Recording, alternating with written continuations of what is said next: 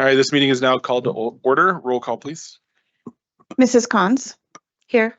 Mrs. Shandy, Here. Mr. Wilburn, Here. Mrs. Yanez, Here. Mr. Salt. Here. The Pledge of Allegiance this evening is going to be led by Adeline, who's a 5th grade student at Mountain View Elementary School. I pledge allegiance to the flag of the United States of America and to the republic for which it stands, one nation, under God, indivisible, with liberty and justice for all.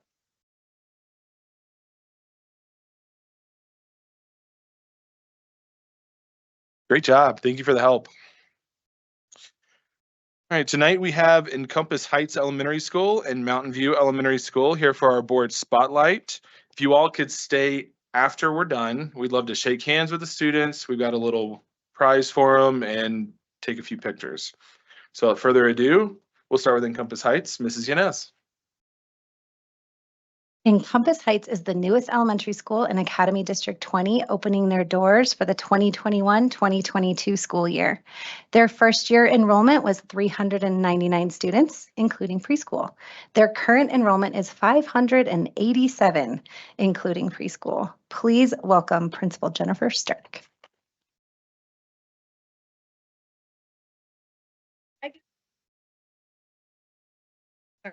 Thank you.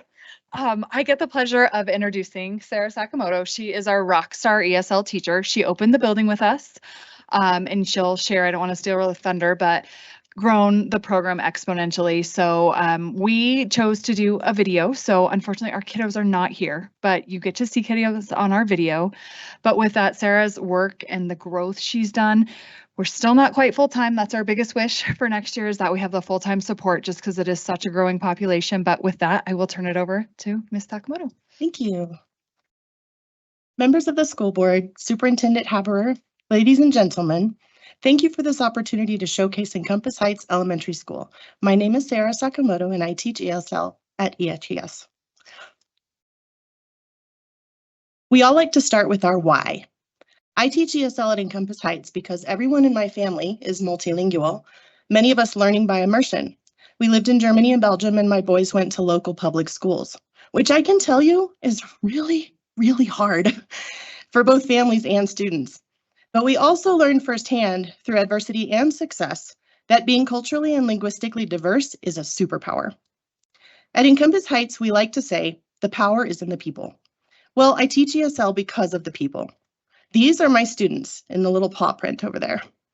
And together with the amazing teachers and staff at Encompass Heights Elementary, we have a really awesome program. Let's look at some fast facts. Year one, opening year, new school, new program. We started with 7 ESL students, and by the end of the school year, we had moved up to 10, 7 languages other than English represented. And at the end of the year, we were able to successfully redesignate 2 students out of ESL. And now for my favorite part. Let's meet a multilingual husky. Hi, my name is Nimish. I'm like home. I like Marty. And my parents come from. I have my mom and dad, my brother, and I live my own in my house.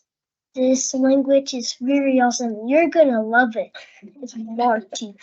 What's awesome about Marathi? It's an Indian language. Yeah, Just like Suffolk speaks another language, just like us. that's right. And you guys both come from India, don't you? That's so cool. Do you enjoy ESL at your school? Yes. What do you enjoy about it? I like how the colors are painted. And the school is very new. Oh yeah. The school has been built for many years. Yeah. What do you learn in ESL, Nimish? Some coloring pictures and some more fun things. Do you enjoy it? Yes. Yeah. Do you think that ESL is important? Yes. Why? Because for learning more things and just writing. Mm-hmm. It helps you with your writing for sure. Yes. You've come so far. You've made so much progress, and I'm really proud of you. I know.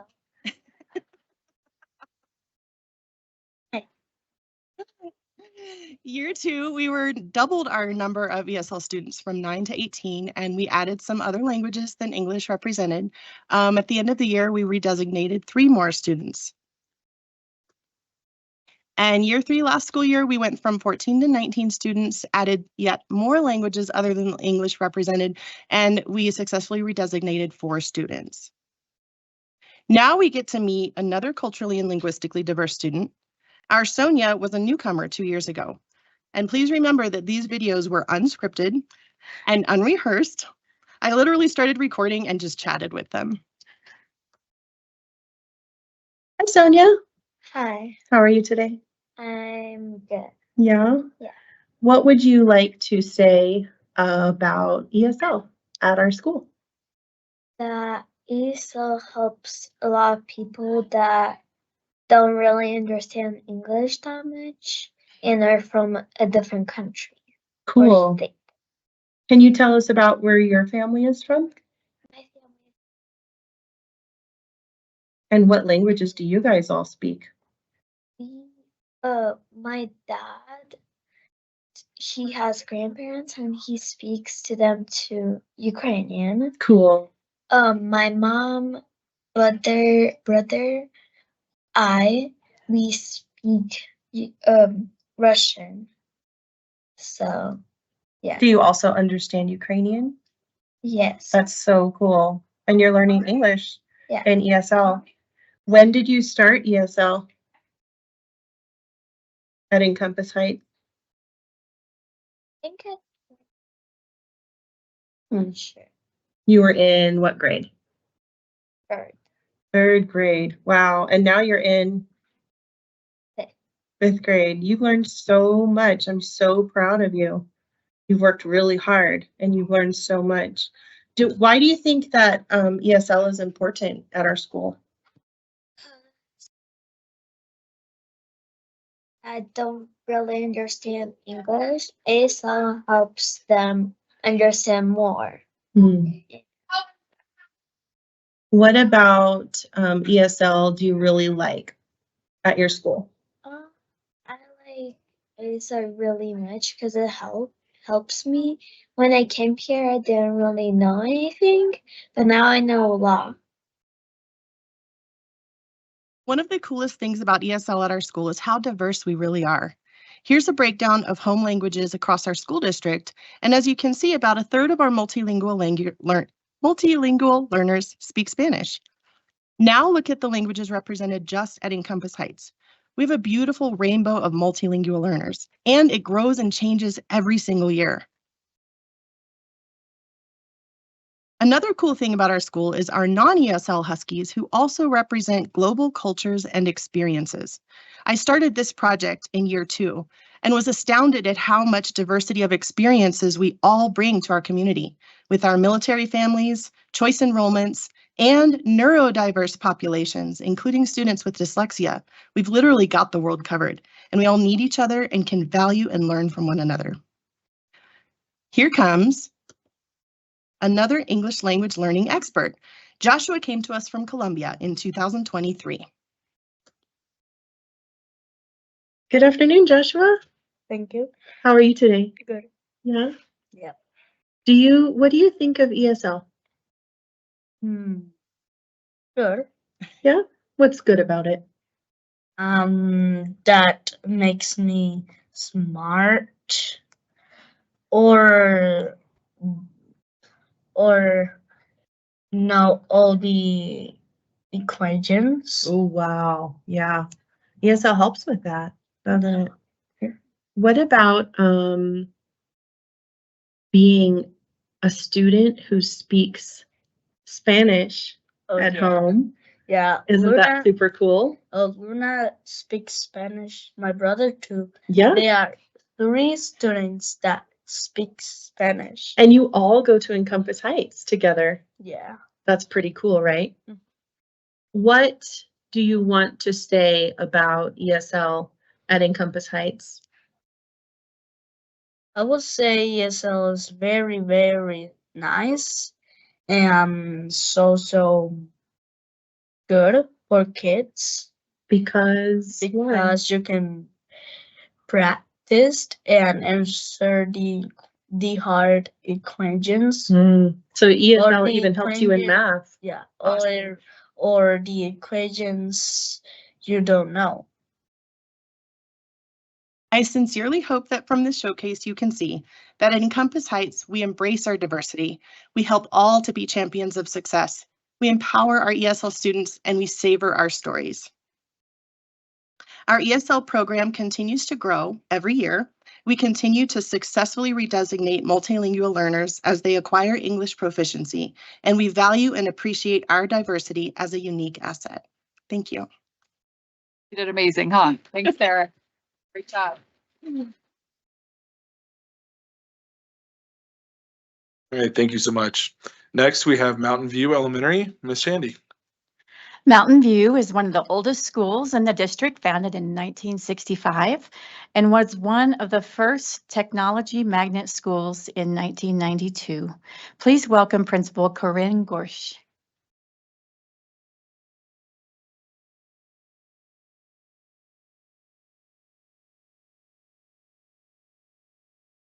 You can pull the mics down if you need to. Good evening. Thank you so much for the opportunity for us to showcase Mountain View.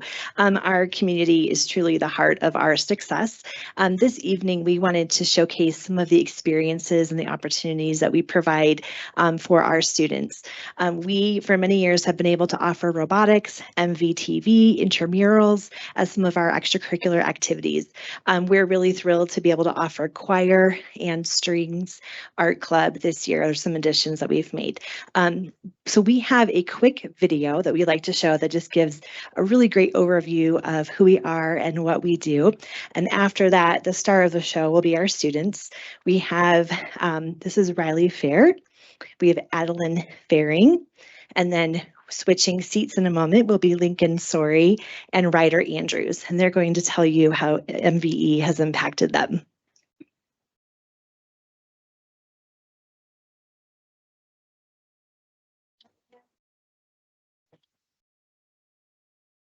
At Mountain View, we prioritize social emotional learning throughout our daily routine to help our students develop resilience, problem-solving skills, and interpersonal skills.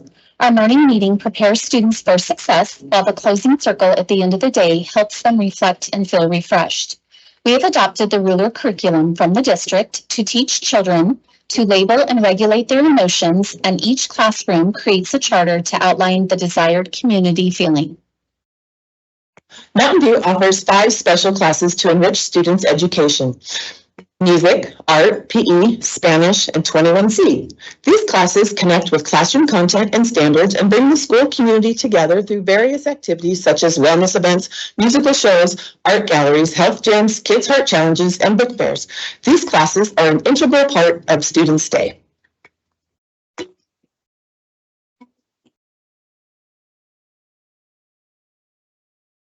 At Mountain View, we prioritize the academic journey of each student.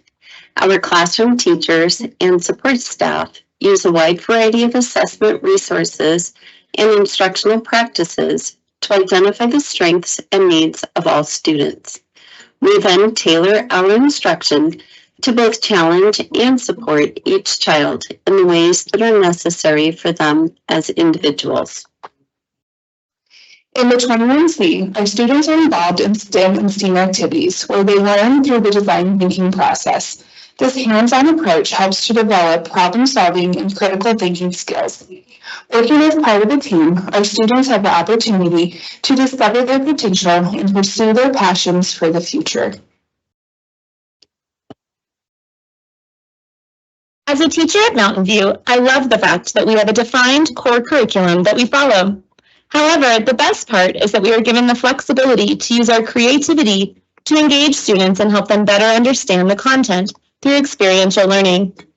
We use hands-on activities, real-life simulations, and field trips that are tied to the curriculum to reinforce concepts and skills.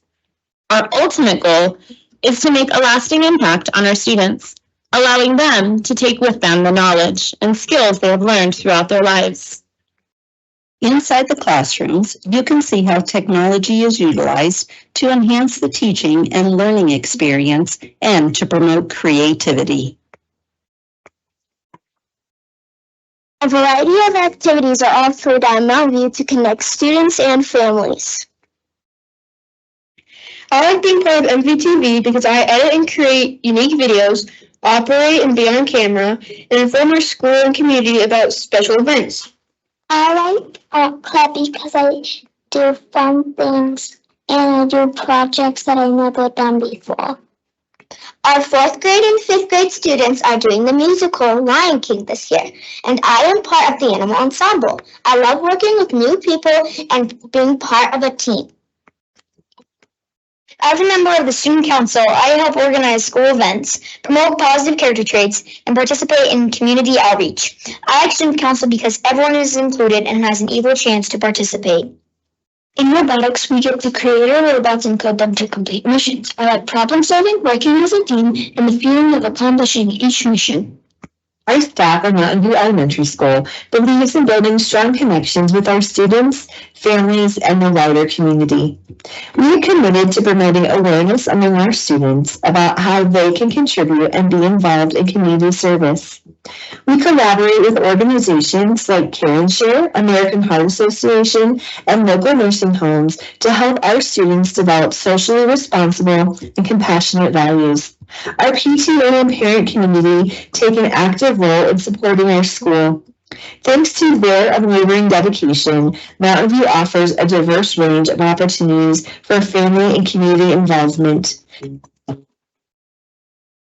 We are Mountain View.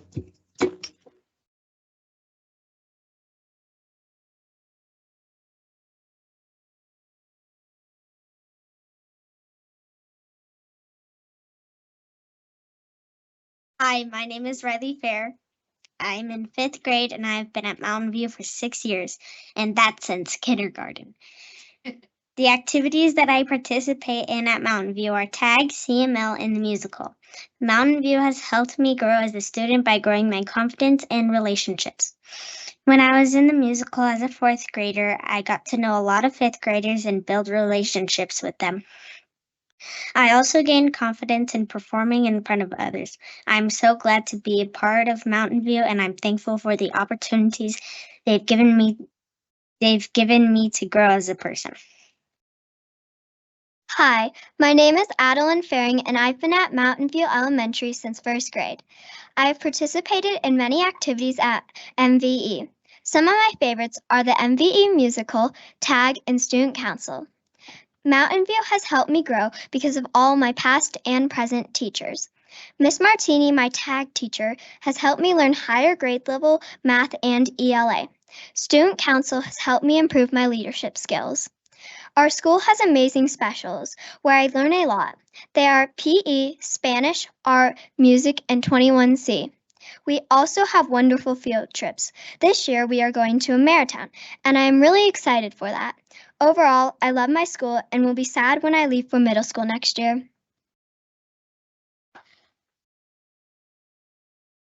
My name is Lincoln Story, and I've been going to Mountain View Elementary for 5 years now, and I'm in 4th grade. I've participated in lots of fun activities at Mountain View, but one of my favorites was participating in intramurals, which is a before school PE activity, and I've done lots of fun like sports and things when doing that. I've also done a STEM club, which is just super fun. We've done experiments like the Coke and Mentos experiment, which was probably the best thing that we did. Mountain View has helped me grow as a student by being super kind, supportive, and helping me grow my confidence. I am very glad to be a part of this amazing community. Thank you. Hello, my name is Ryder Andrews, and I've been at Mountain View for 5 years now, and I'm in 5th grade. I'd like to share that some activities I've participated in are MVTV, the musical, and intramurals. MVTV has helped me with my public speaking, and the musical has helped me with dancing and singing, grow my confidence in them. And intramurals has taught me sportsmanship. And MVTV and Mountain View Elementary has helped me grow so much, and that's one of the most things I love about it.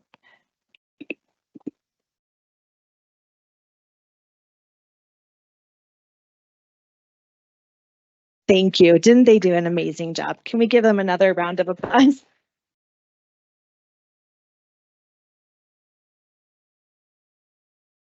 All right, we're gonna take just a real quick, like 2 minutes, so we can take pictures with the kids, hand out some prizes, and then we'll get right back to our meeting.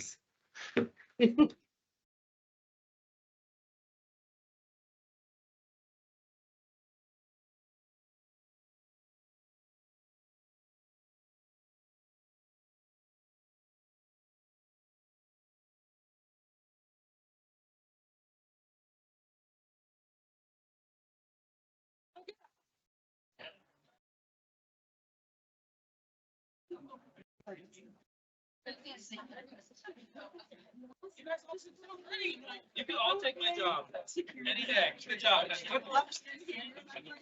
Okay.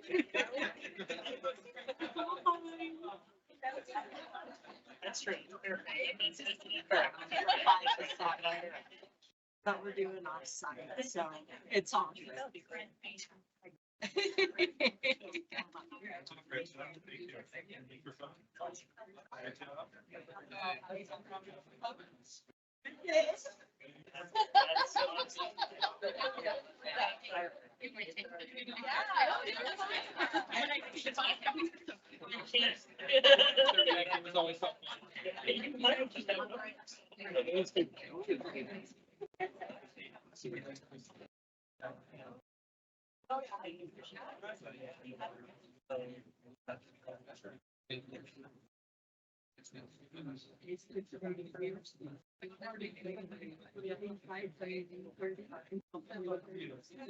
I gotcha. All right, 3, 2, 1. Those were great. Thank you guys so much.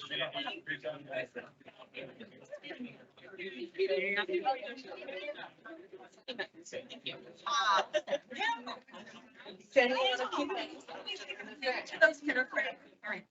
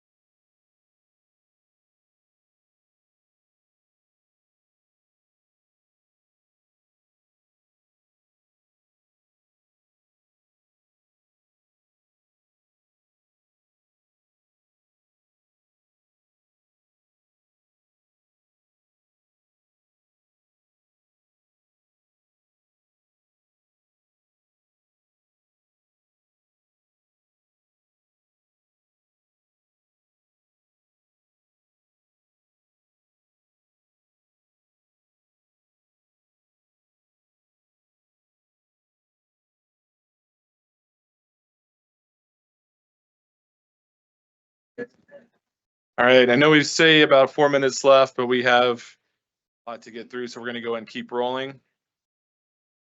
Ms. Matson Bonet, are there any updates to the agenda? There were updates to the agenda. The board was notified of these. Thank you. Members of the board, are there any items you wish to move from the consent agenda? Are there any discussion items to be added to the agenda? May we have a motion to approve the agenda, please? Moved. Second. Roll call. Mrs. Cons? Aye. Mrs. Shandy? Aye. Mr. Wilburn? Aye. Mrs. Yanez? Hi. Mr. Salt? Aye. Tonight's board quote is from Miss Shandy.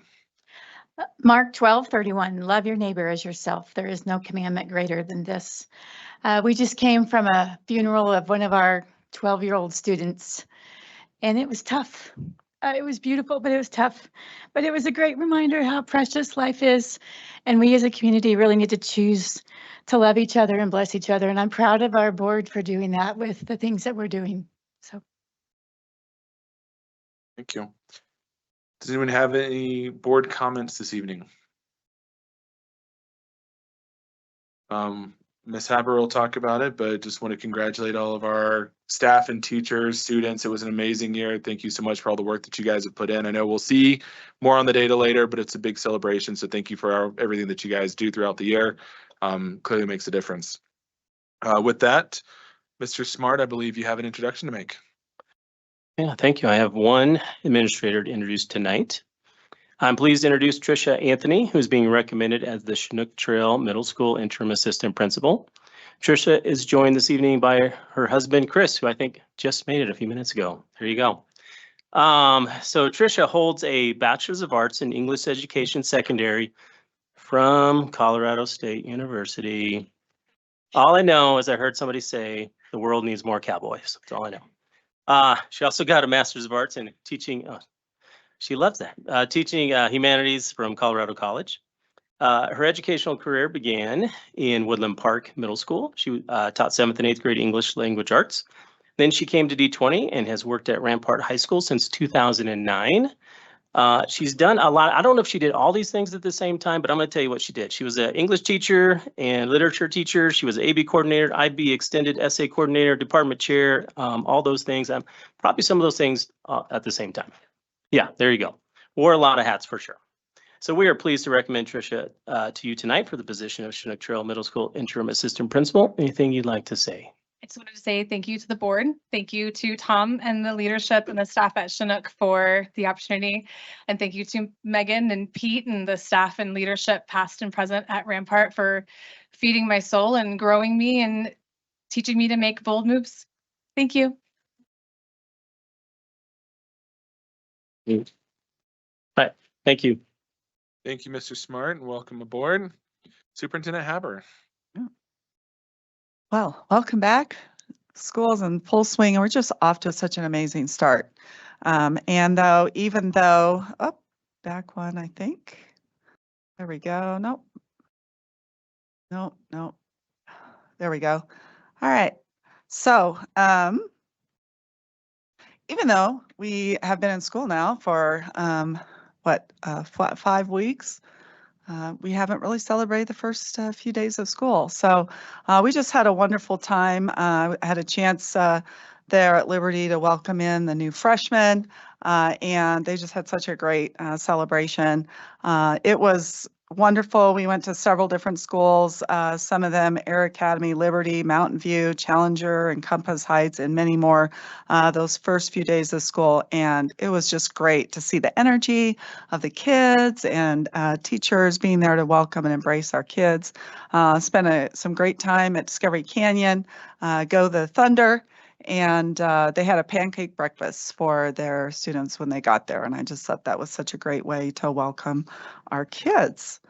So as Director Salt said, we are so excited. For 16 years in a row, District 20 has been accredited with distinction. And that is not an easy feat. It's due to the very hard work of our teachers, all of our staff, and our amazing principals and the support that's given here at the EAC. It really is a team one effort for this to happen. Not many districts, if any, have had this string of success. And so once again, we were accredited with distinction, and we even went up 2 whole points on our performance framework. And I know that Jolynn, I'm glad she's here tonight. She's going to tell us all about the frameworks and some of the CMAS results. I know we had ESL represented here tonight, and we saw some great growth with our ESL learners this past year. It was really exciting to see. So we know that the state recognizes different schools, the governor's awards, but we really felt like it was important to recognize our schools here in our district as well. And so just a little bit, the Colorado Department of Education puts together district and school performance frameworks that provide a school plan and type of accreditation. Official ratings are based on several different indicators, and just like we take a whole child approach with our students, we take a whole child approach with our schools as well. So academic achievement, academic growth, post-secondary and workforce readiness are all really important components, and the state really looks at how we're doing in all of those areas and gives us a special designation as a result. The state board is the one that defines the cut points of accreditation ratings, and based on all of the various percentage points that are earned within the framework. So we had 22 schools that were accredited with distinction, which is absolutely phenomenal and amazing. And so what we decided to do is we said, well, let's recognize the schools who were accredited with distinction and share the percentages that they also had on their framework. And thank you. I know that after a long, hard day, we have several principals here today. So when I mention your school, also understand that, some principals weren't able to come, but I know that there were several that were able to. So, for the 90s, those who got a 90% on their performance framework, Antelope Trails Elementary School, Laura Crescent, where is she at? Would you please stand? Antelope Trails had the highest percentage of accredited with distinction. Challenger Middle School, where's Deb's there? Yeah. Challenger saw some huge growth last year and had the 95.5% growth. TCA High School, not sure if they were able to make it, but they had a 94.5%. Let's give them a hand.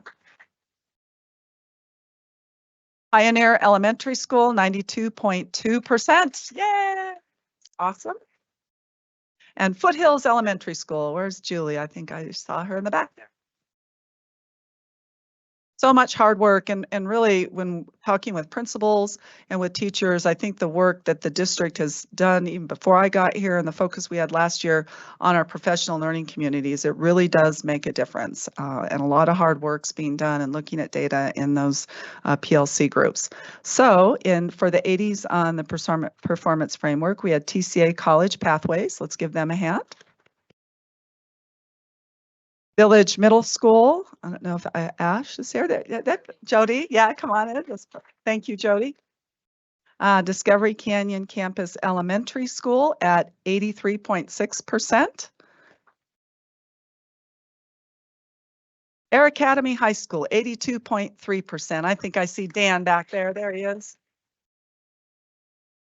Rock Rimmon Elementary School at 82.1%. Yay, thank you. Academy International Elementary School at 80.7%. Pine Creek High School at 80.4%. Chinook Trail Elementary School at 80.3%. And then TCA Elementary at 80%. And in our 70s, which would be 74% and higher, Discovery Canyon Campus Middle School at 78.3%. Chinook Trail Middle School at 76.9%. Eagle View Middle School at 75.7%. Discovery Canyon Campus High School at 74.8%. I saw Matt back there. There he is. Rampart High School, 74.5%. There's Megan. Woodman Roberts Elementary School at 74.2. And Village High School at 74.1. And I was saving the very best for last, but Liberty High School, Matt, give it up, 75.8%. All right. So principals, thank you for being here. It's truly a Team One effort, and great things happen in schools because we have amazing staff and really strong expertise and leadership. I think leadership matters, and so thank you, and thank you for being here. We want to be able to take a group picture when I'm done with the superintendent updates, so please stay around and we'll take a picture if you would, please. All right. So we had a chance to go to Village Middle School, and I have a goal again of going to every school each semester. And we got a chance to be there at the beginning of the year, and they were doing this wonderful chain activity outside where students put their interests on different strips of paper, and then when they went outside, they found other students who had similar interests, and then they linked their chains together. And then at the very end, they had all of the chains linked, and it was just really fun to see students connecting. It really builds that culture that we talk about, the culture of connectedness. And then I love this invention that Ash showed me where you can actually be watching the class while you're doing math problems or whatever you want to write and have it be projected on the wall. And that means students could be watching their peers and having interactions with them while they work. So I thought that I appreciate Village Middle School and their dedication to really using technology as tools to help student achievement. And then I was at Chinook Trail Middle School, and it was really fun to hear Tom talk about the work they're doing writing across the curriculum. So their teachers came up with a common writing rubric that they're all going to use to help give students feedback about their writing. And that was really exciting. And we were in several classrooms and we saw students writing stories, which was really fun. And then I also thought that this was really amazing that they have How to Be a Science, a student learning guide, and they have student learning guides for different subjects. And it's just such a great way to help students reflect on their learning. And we know that in Tom Hattie's research that one of the top ways of increasing student achievement is to help students set their own goals and then figure out by looking at examples like this how they can get there. We had a chance to go to Da Vinci, and they had all their fifth graders outside. And they were doing a lot of team building activities because they really believe that fifth grade should be the leaders, and by pulling them together as a strong team, they can then better lead the younger students at the school. This wonderful woman in the blue shirt, her name's Danny, and she goes out every year to Da Vinci and does these team building activities, and I hear that she's willing to go to other schools too, and we might even call on her for some team building here at the EAC at some point. But that was really fun to see. And then we also had a chance, Nicole and I had a chance to go into classrooms together, and students were really engaged with their learning, and that was a real joy to go to those various classrooms. Then had a chance to go to Eagle View Middle School, and they too were working on writing, which was really fun to see, talking to students about stories they were writing. And then we caught a glimpse of their outdoor classroom, and they use that outdoor classroom to do all kinds of teaching. You can kind of see there's a little benches there, and they also have a community garden. They partner with a group called the Flying Pig Farm. It's a community garden in Manitou Springs, and they come out and help teach the students about gardens and how to harvest the vegetables and honey. I think they've got a beehive out there too, and they use it in science classes, and then they use the produce from this garden for their unique world cuisines and cultures class. And I'd love to be there when they do some taste tasting experiences. Had a chance to go to the Homeschool Academy. It was really fun to spend time with Keisha Hill. They had their high school students out learning how to paddleboard at a nearby lake. So that was great. The kids were all yelling and just having a great time. And I asked one student what was the best experience, and they said, because we're all really helping each other to get good at this. And we were kind of scared to get on it at first, but we all cheered each other on, and they're just having a great time.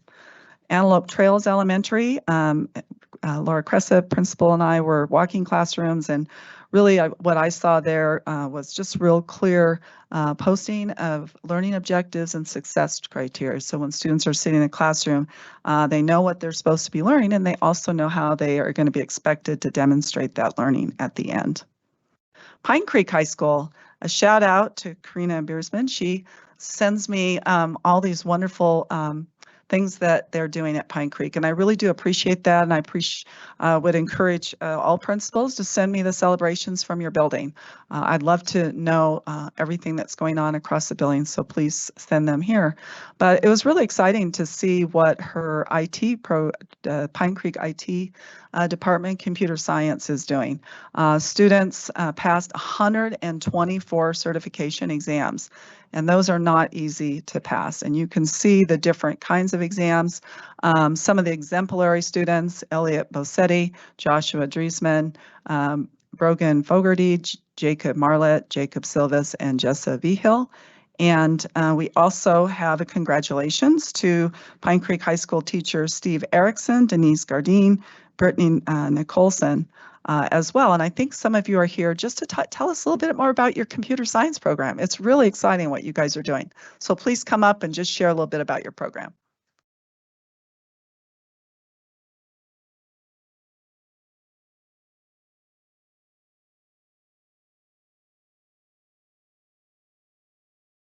Hi, I'm Denise Gardner. I'm Steve Erickson. Steve's the talker. Okay, Steve. Lay it out for us. Well, so I'm a computer science teacher. I'm also a cyber patriot coach. I do esports. I'm a DLC as well. I've been at Pine Creek since 2016. I just love it. It's a fun time.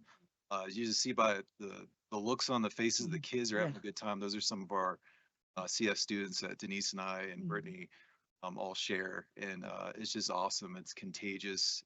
Once the kids get going, they start learning, they start feeding off of each other.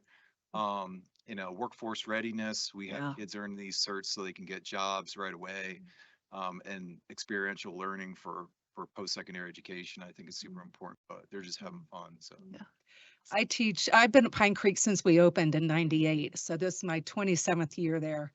And I love it. I wouldn't have stayed for 26 years, now 27, if I didn't love Pine Creek as a school and the staff and the students. But I teach AP Computer Science Principles, Oracle Database, Programming 1, Programming 2. Steve and I both teach cybersecurity. He does Cyber 1, I do Cyber 2.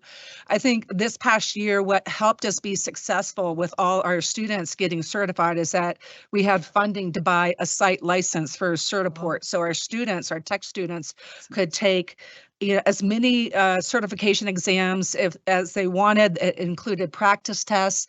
Even if we didn't directly teach the content, we had students who were highly motivated, like Elliot Bassetti, who's like, I'm just going to do the practice exams and study the content built into Certiport and take the exam on my own. So she came in after she graduated this past school year for a week, taking about 6 or 7 additional certification exams. Wow. So it was really helpful to have that site license, so our students can go for it and get professionally certified. That's awesome.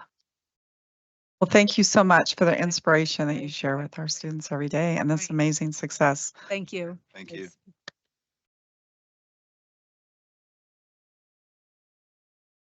So a few more celebrations from Pine Creek. A huge congratulations to Pine Creek artist Emma Hazley. As part of her graphic arts contest, she competed in the El Paso County election sticker design competition and she won. So if we, hopefully we can all have a chance to get one of those stickers. It's absolutely beautiful. And this year it will be produced and given out to voters during this fall's election. So that's really exciting. Also, Pine Creek participated in the Down Syndrome Awareness Walk. They had 132 walkers, which was the largest team represented there, and they raised $5,657, which was the largest amount that was raised at that walk. It was so amazing for them to walk together, and I look forward to hoping it'll fall when I can go. I know I was out of town for that one, but what a great event. And then also want to share with you this National Art Honor Society buzz. And I think they're going to go ahead and turn that on for us, right? It'll work. Oops, it was blocked. All right. There we go.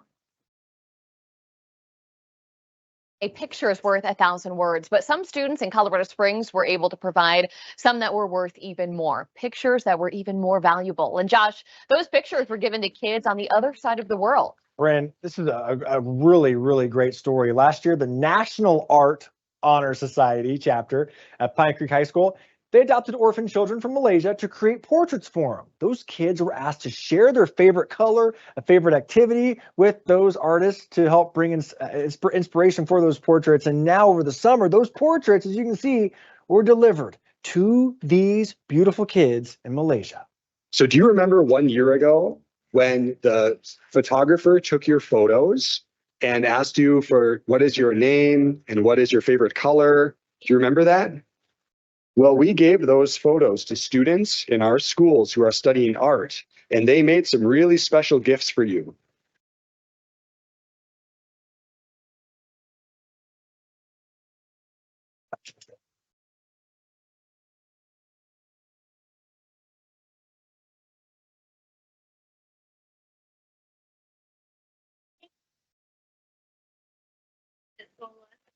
I'm keeping this for Thank you. I love this drawing very much. Thank you. Unbelievable. Look at all those smiles, those portraits. I mean, hopefully they're going to last a lifetime. And even the artists, they had a photo of them on the back of themselves and they traced their hands on it too. So the kids would be able to touch hands with them. Now, keep in mind, these kids didn't have parents snapping photos with them growing up. So these unique pieces of art are very special to everyone involved. We want to say thank you to you amazing people. You've taken your amazing talent and you have given them a visual that has given them the sense of beauty, identity, and acceptance. Just an awesome way to connect students, older students with younger students from the other side of the world and truly make an impact. Hey, is there something impacting your school in a great way? Someone truly remarkable, something remarkable going on? So let's give all the great things that are happening at Pine Creek and especially this amazing program. All right. So we also have a lot going on with our post-secondary readiness programs, in addition to the wonderful work that's doing in the computer science program at Pine Creek. The Pikes Peak Business and Education Alliance really connects students and talents and interests together with workforce. And we had several students, 7 students who completed 60-hour summer internships with various regional business partners, which included Katie Reiser from Air Academy High School, Catherine Culp from Pine Creek High School, and Haley Clark from Rampart, and Luke Wise at Pine Creek High School. And Catherine did an internship at the Marriott and then was also hired for an internship afterwards. So such great ways of connecting with our community. Ryan Wise is at Pine Creek, Josh Mandriesman, Pine Creek, and then Kaylee Canberra at Rampart High School. And we just say a thank you to PPBEA and the work that they do with our students. I had a chance to meet our wonderful students who are in the Teacher Cadet Program. It's a 2-year career technical education pathway where students learn the foundation and nature of teaching, They even build lesson plans, practice presenting those lessons, and they have field experiences in the classroom.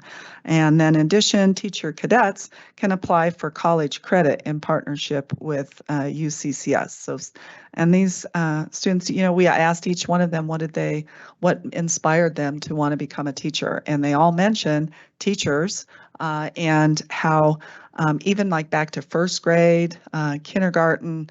And I said, why? And it's just because they made me feel special. They saw me and they really cared about me. So grade school all the way up, we make a difference in the life of a child.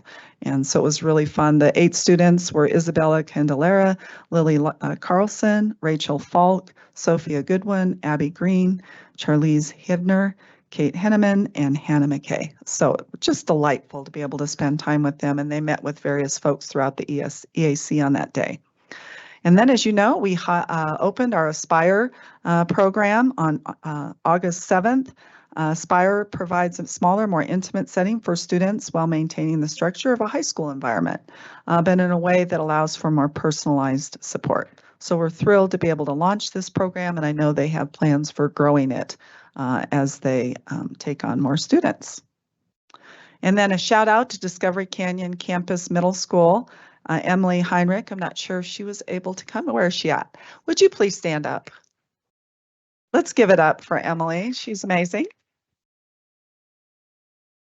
Emily is the IB coordinator at Discovery Canyon Campus, and she's been accepted to the 2024 Peace Teachers Program at the U.S. Institute of Peace.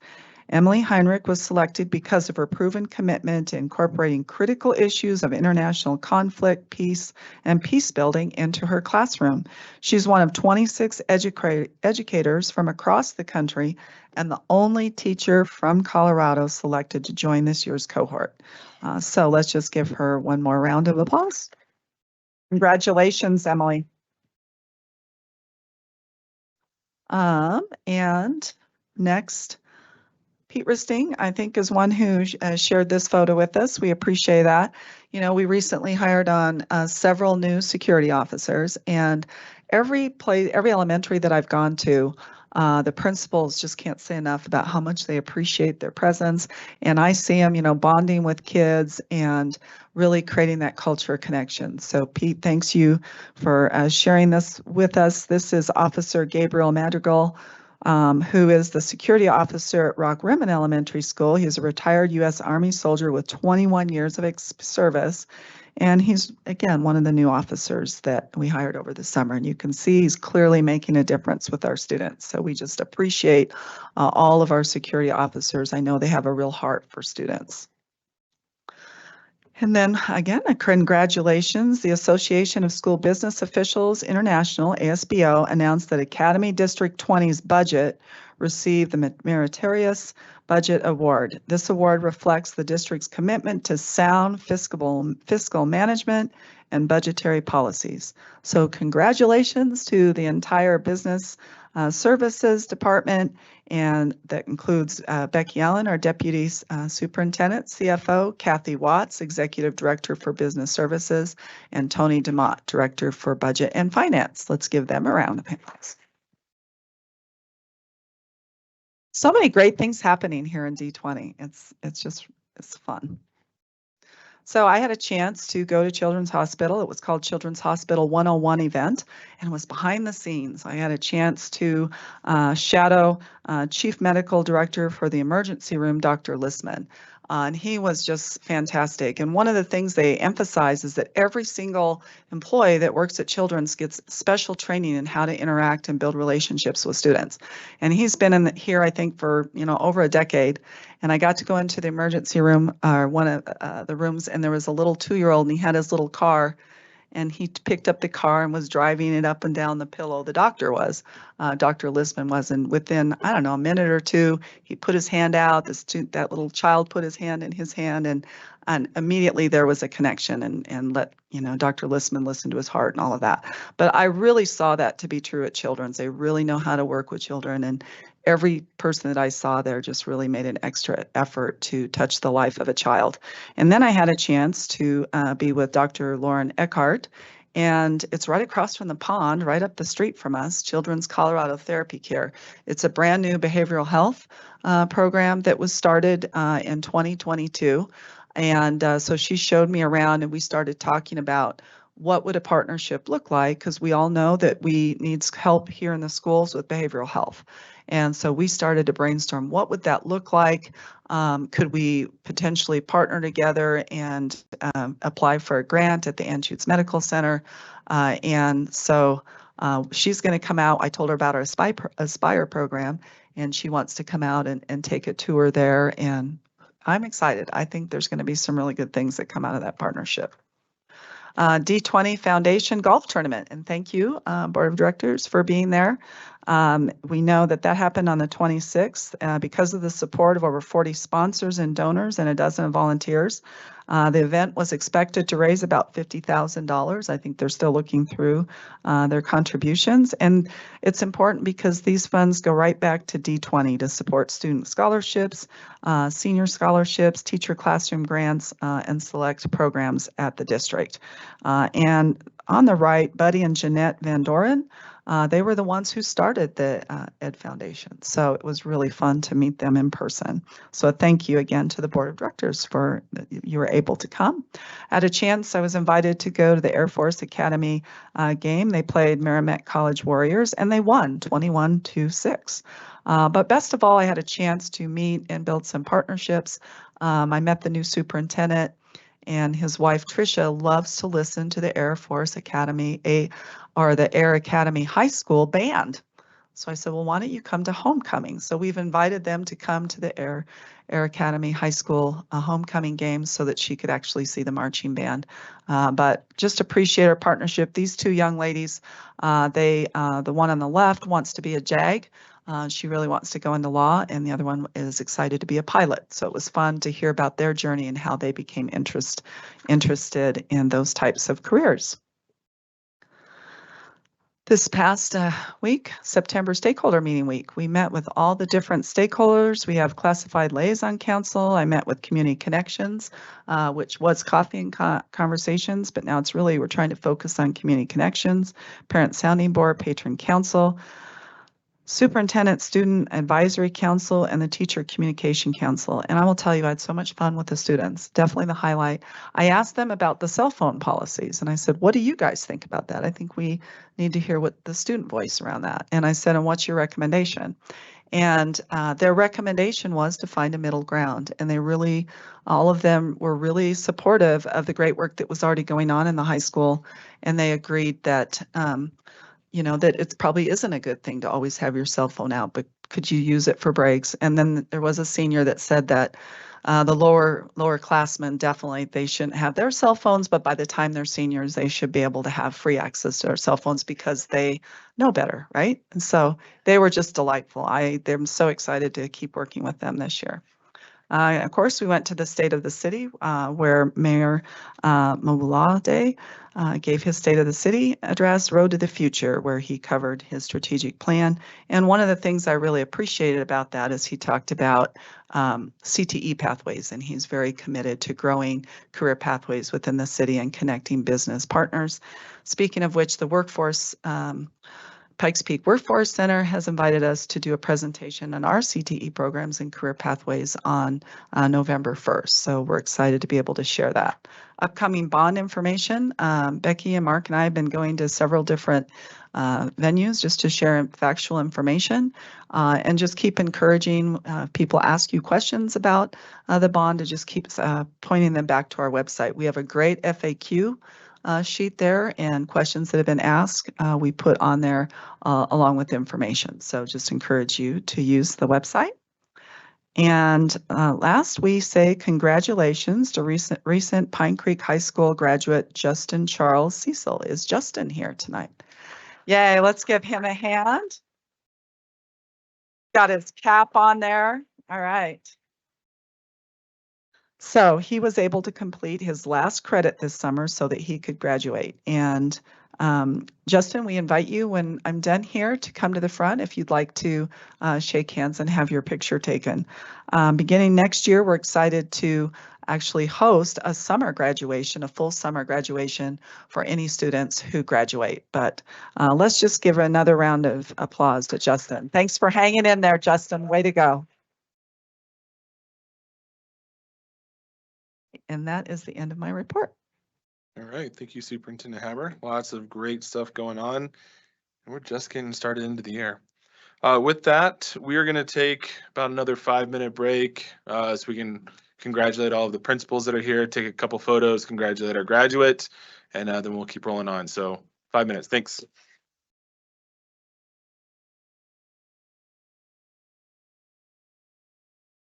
So your eyeball. I touched.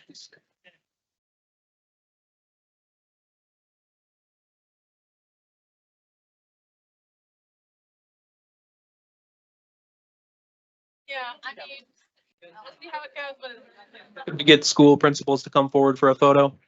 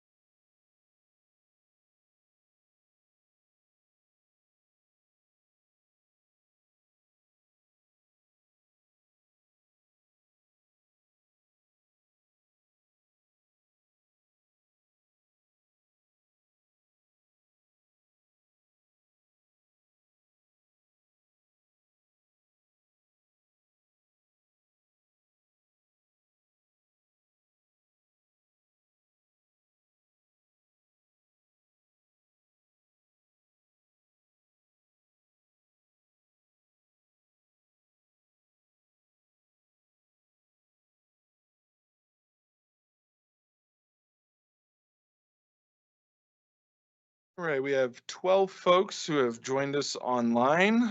Now we'll move on to our consent agenda. There were no items pulled from the consent.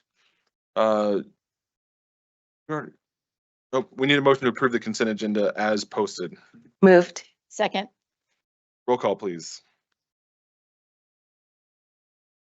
Oh, Would you like me to do it?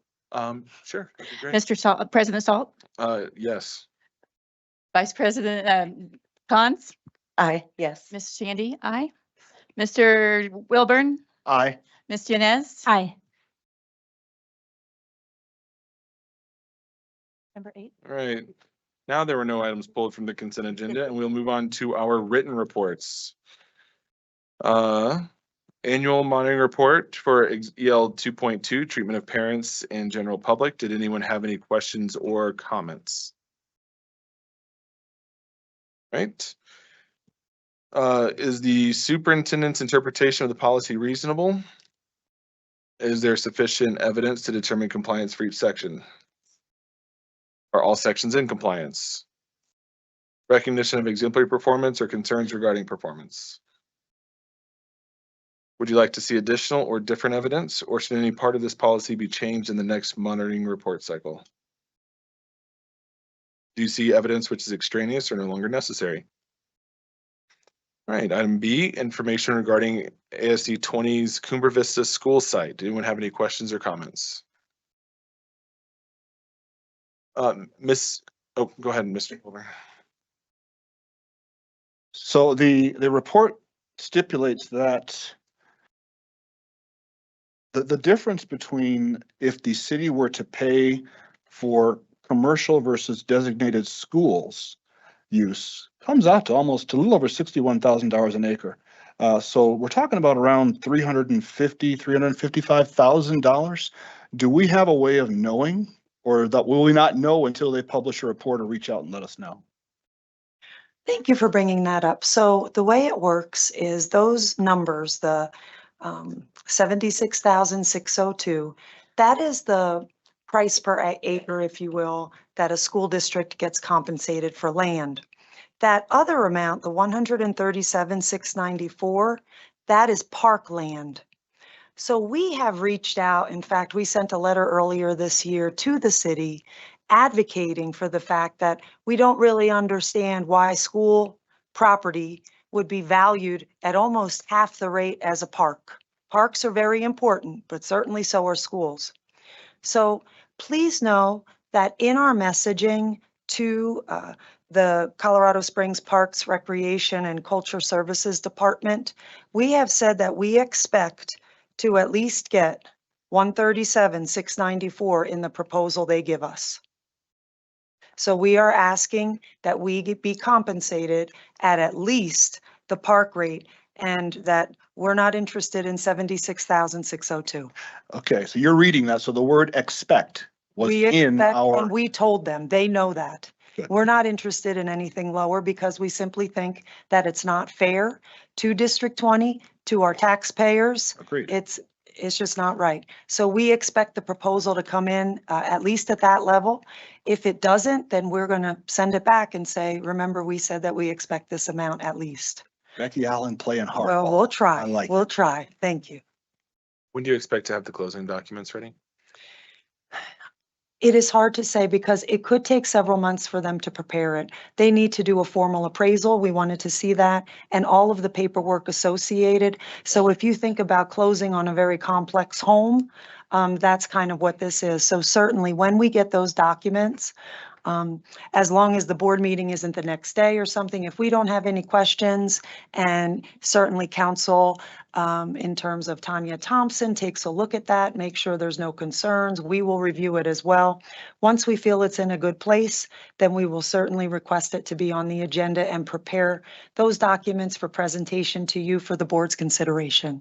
Thank you, Ms. Allen. Thank you. Any other questions? If I may, Ms. just Thompson. point of clarification, those dollar amounts that Ms. Allen just offered were price per acre, not the total purchase price proposed. Thank you for the clarification. Any other comments or questions, board? Right. Item C, District Technology Advisory Committee report. Any questions or comments?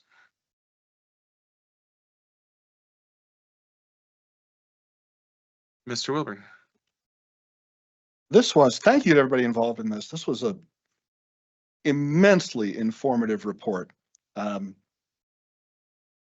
And I noticed the makeup of the committee, and this isn't necessarily a bad thing. I'm just wondering how it was done.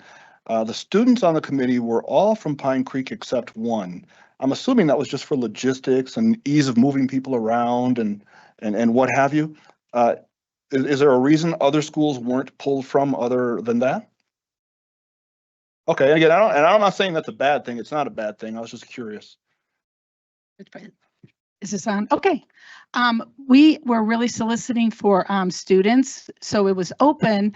We didn't get a lot of students applying, so we started reaching out to the Honor Society advisors, and Pine Creek was the one who really solicited, and so that's how we got those students. We took all students that applied. Okay. Okay, really, really good report. Thank you. They worked hard. Yeah, it showed. I thought it was a great report, especially after going through the ISTE conference. That was such a focus. It was really great to see that we were already engaging in this work. So appreciate everyone's time involved. I know that was a lot of community members. Next, item D, 2024 summer project status update. Were there any questions or comments? Item E, new licensed staff orientation. Any questions or comments? How much do you bribe the individuals coming through, Mr. Smart, to give you the top score every year? What are you talking about? We're just awesome. My team is great. I don't know if you remember, I stopped by and heard you talking about how important it was that they rated you highly. So I may be letting the cat out of the bag to everybody else. Yeah. I don't remember. I don't recall that discussion. No, it was great. I enjoyed bouncing to all the different sessions. So thanks everyone for letting me pop in and out. It's great to see the energy at that point. Director Wilburn. Want to back up one. I'm sorry, project status update. I did have a couple curiosities. I'm curious when it comes to relocating. So we relocated some portables. Hold on 1 second. We're going to see if we can catch. Oh yeah, he's not in the room. They just left. Well, hopefully they didn't get too far. I can see Pete through the door.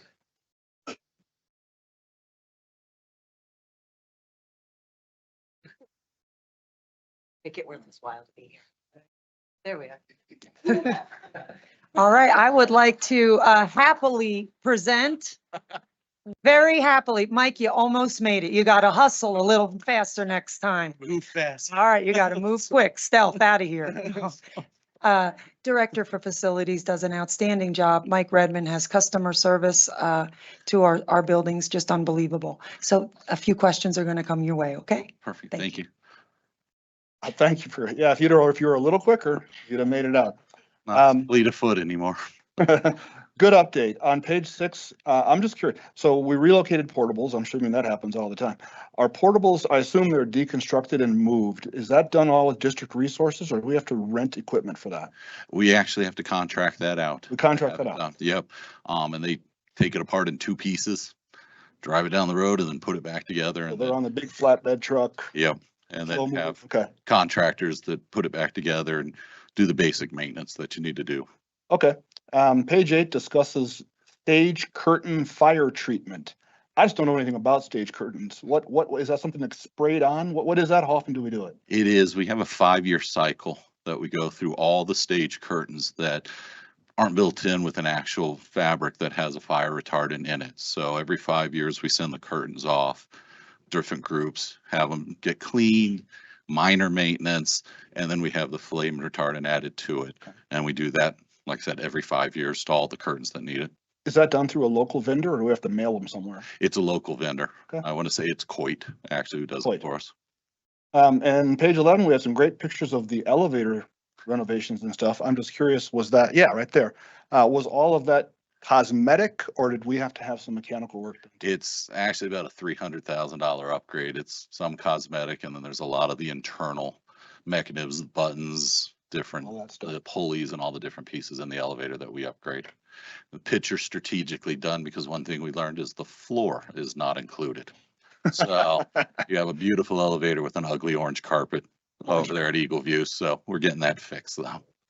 Okay, thank you. Great report. We officially dismiss it. Run. Run. Thank you, Mike. Right. Last call on new licensed orientation for Cameron runs. All right, 24-25 student enrollment update. Were there any questions or comments? Hiring report, item G. Were there any questions or comments? Director Wilburn. I'm curious about the INRs. So 67 are INRs because final sentence, but then 32. Wait, 67 were INRs, but 32 ended up filling positions. Is that right? So I'm just curious how that happens. I'm not an HR guy. Well, so last year we had 113. So 113, that's an INR, is basically a 1-year position. We hired 67 of those back of the 113. Okay. So that's what that means. So they're basically, most of them came back to the position they were in an INR if that was something that we realized we needed to continue. Some of them, because of late hires, that's how it becomes an INR. Some of them are just due to temporary situations. So that's why they're not all brought back necessarily. So most of those were just returned to the position they were in INR the previous year. So of the 32, how does that compare to say last couple of years? Is that par for the course? Yeah, that's probably, we usually have over 100 INR each year, and then usually more than half we return. Okay. Yeah. Thank you. All right, summer school 2024 summary report. Any questions or comments?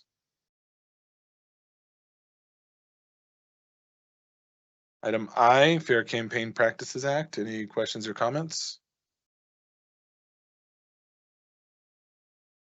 All right, item J, 2024 CASB Boardsmanship Meeting Debrief. So I don't believe I was there. Ms. Yanez, myself, and Superintendent Haber were the only ones who were able to make it. We had some others who intended and weren't able to come at the last minute. This is the changeover. So CASB has a fall meeting every year. Region 6, yeah, they do the different regional meetings. It's been Pueblo before, it's been in some other places. They usually call you in for a night, have dinner, talk about some stuff and send you home. This is replacing that. And so the idea here was this was a boardsmanship academy and was really geared, and I'll speak for my interpretation, really geared toward new board members. And so they asked me about the format. I said, I think this is great for new board members. The problem was with the first part was legal updates and kind of implications. And the second half was really board dynamics and kind of the operations side of the board. The legal update was nothing but updates. So if you're a brand new board member, it was a little much to get your head around and dive into because you have to have a base understanding of where things were. And then in the afternoon, it was very, Matt Cook did it, which he came and did some work with us, and I would say is very comparable to the type of information that he provided. So very good for new board members. So I thought it was kind of interesting that the legal update seemed better for people who had been on the board for probably a couple years, but then the afternoon session about the boardsmanship itself was really geared towards new board members. And so I told them they really just kind of need to reconcile a little bit and focus more on either being new board members or replacing it, but kind of in the capacity it is. I felt like it wasn't a direct replacement, but I thought it was a really interesting thing. I've only been able to go a couple times. They've been in the weekday evenings before, and it just made it difficult for me to get down there. So I like the Saturday format. It made it easier for me to get down there personally, but I'll let others speak. Well, as the new EST board member, it was information via fire hose. One of the best questions I got asked was, well, we all got asked, were you surprised by, shocked by, challenged by any part of this job thus far? My hand definitely went up. But learning all the time and yeah, taking advantage of these opportunities to know how to serve well, learn as much as I possibly can about every system I possibly can. And thanks for letting me tag along. Director Cons. I did not attend this year, but I just want to give kudos to Ms. Thompson because when I have attended the past couple years, the legal update is pretty redundant because you do such a thorough job keeping us appraised of everything. that's why I didn't go this year, because it's, we know it all from you. So just thanks for your work.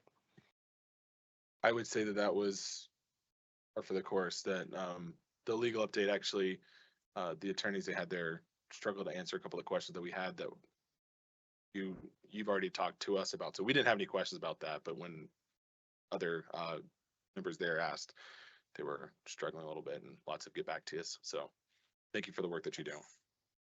All right, Director Wilburn. I'd like to take a jump back to H, to the summer school report real quick, because there's a couple of things in here that I'm sure Ms. Patterson, Dr. Field, is on your radar. I can't imagine it's not. In looking through, so we had a pretty significant jump in just raw number of students in summer school between 23 and 24. Maybe some COVID catching up, still going on, that type of thing.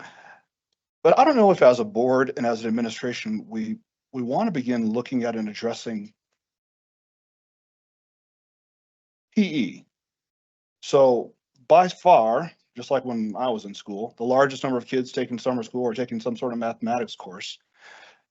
And the second largest by a pretty good margin is those that are taking PE, because they need to make up for it, right? The truancy, what have you. And I mean, for most of us, those of us with some silver in our hair, summertime was your PE, right? You're out, you're riding your bike, you're playing baseball, what have you. And this is a trend that's nationwide. And we're having kids falling behind and having to chew up part of their summer or part of their lives, getting caught up because they're failing physical education. Don't know where that leads us as a board, but I think it's discussion that's probably worth kicking around, because it won't be long before 24% is 44% and it's 60%. And it's a vital resource. I think it's a vital education component that we're seeing numbers continually move in a direction that I don't think is healthy. Just want to bring that up. So for something as a board, we might want to put on an agenda at some point and talk about what's happening, what you're seeing, why you think you're seeing it, and can anything be done? Does that make sense? Sure. So we require, excuse me, 3 semesters of PE to graduate. And I'm looking at slide number, I think it's 5. And in our summer school, 82% of our kids who are in summer school are for advancement. They're trying to get ahead. And yes, we do have students who fail PE, but we also have a lot of students who like taking PE in summer school, so they can take other courses during the school year. So that's another big reason. And I'm sorry, Mr. Royer left. So, and he's long gone because he was moving. Yeah. Yes. So, No, that's really good context. yes. Really good. Thank Okay, good.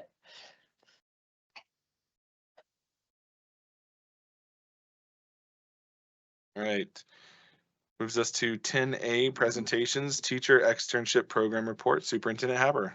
Yes, so I know Dr. Field's going to speak to this, and maybe Dr. Pariseau, but I'm just super excited about externships. When I got here last year, I know it was something that I'd experienced in other districts, and it's such a great opportunity for our teachers to be in businesses and for them to hear directly from business partners what are those skills that we need to be thinking about in our schools to prepare them for the workforce. And also the business partners really enjoy hearing the educational perspective too. So it's definitely a program that we want to grow. And I thank you to Dr. Pariseau for getting that started, I think, with Integris last year, and we want to grow it this year. So Dr. Pariseau. Thank you. It's great to be with you tonight to share about the teacher externship program that we developed last spring. And so an externship for a teacher, it's a professional learning opportunity very similar to a job shadow, which allows educators to complete a period of service in the workplace. This collaborative experience gives educators and business professionals a structured time to connect with one another for mutual learning. So educators ultimately are able to enhance their instructional practices, which result in improved student performance and relevancy for students. And the kind of structures we have is the ability to cover sub-cost if it's something that we want to do during the instructional year, but then also have stipend resources available over summer if a teacher wanted to do one for a longer period of time, whether it's a full day or a week of things of that sort. Also, we put together, and I put it as part of the board docs, a program guide that goes through it. And if you notice, if you had a chance to look at that, it creates a lot of reflection type opportunities for those teachers to reflect upon with the industry partners, and the industry partners also reflect upon the experience they had with educators. And that's something that we feel is extremely important. It's an academic endeavor, not just a field trip, so to speak, or just a kind of a show and tell at a business. It's something that really enables them to reflect upon what is needed for students to be successful in different type of fields in particular. So our first kind of dabble in this externship notion was at our mini conference that we held back in February of last year. As part of that mini conference, all the CT teachers were invited to a mini externship in the afternoon with Jackson Engineering that kind of covers the advanced manufacturing engineering sector, El Paso County Government Offices, which is governmental services in all its variety. So it was kind of a pretty large group for that. The International Brotherhood of Electrical Workers, which is the construction sector, Great Wolf Lodge, that's where we hosted the mini conference. So we got to do tours around there for the hospitality sector and culinary. And then Children's Hospital was a partner where they were able to tour the Children's Hospital facility and talk with professionals there. And so it was a great experience for us to initially dabble in it. And then we also established an externship opportunity at Integris last spring, and here's some pictures from that experience. We had teachers Adam Truex from Air Academy High School. He's an engineering teacher. Michelle Holmes from Chinook Trail Middle School. She's a computer science technology teacher. Also Sarah Ballard also attended but she's not here tonight, but I do have some of them here to talk to you, and then Kendra Tate, who's our coordinator. And I briefly want to introduce, I have Kendra Tate, who's our CT coordinator, if you want to stand. She attended and is an integral part in our CT programming.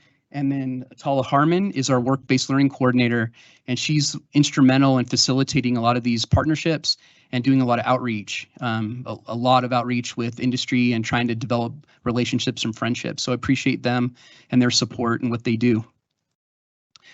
So I'm going to turn the time over to a few of the teachers who had some experiences with the Integris externship. And then also we're going to conclude with Steve Erickson, who had an amazing experience over summer working with the National Science Federation, the School of the Mines, and I think they did some projects revolving around General Motors, if I remember correctly, and he'll come up here and share a few minutes of that experience. And so Adam, why don't you come on up, join the hot seat here.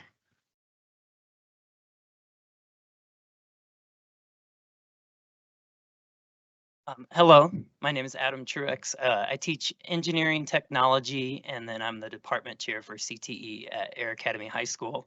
I'm excited to talk about the Integris externship opportunity. It was an extremely impactful professional development. I just wanted to highlight a few of the key takeaways and future goals from the opportunity. So first, I want to also thank the Office of College and Career Services, Jamin, Tala, and Kendra for setting up this opportunity. It was extremely significant. During the externship, I had the privilege of touring a cutting edge automation factory, and it was a forefront with engineering and manufacturing. The facility's use of the automation cells directly relates to one of the courses I teach, which is computer integrated manufacturing. We got to do firsthand work as if we were on the floor doing a Gemba walk, being able to see a factory cell, look at how it's operating, and then find ways to make it more efficient. Then we were able to go back and sit down with the leaders in the company and actually talk about ways that we could improve their factory cell. And they were taking our input valuably. One of the other exciting aspects was how Integris develops their employees. I was impressed with how many employees that started as interns or co-ops and how committed they are to bringing in high school students for interns, where they might be able to grow right after graduation and into the company.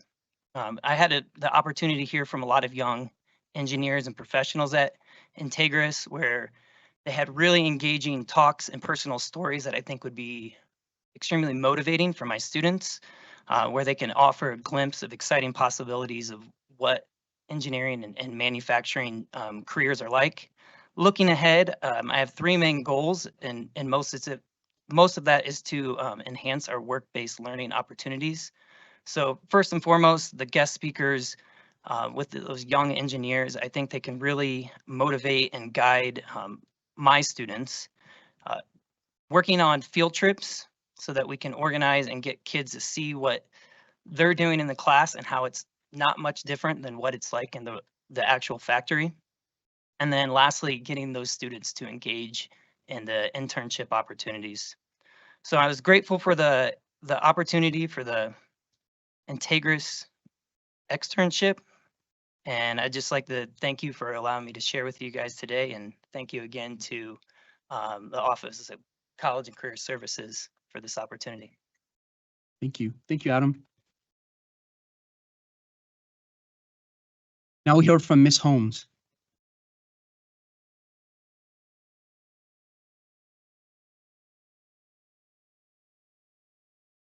Good evening. My name is Miss Michelle Holmes, and this is my 17th year as a public school teacher, my 6th in the world of CTE and STEAM, and my 3rd at Chinook Trail Middle School.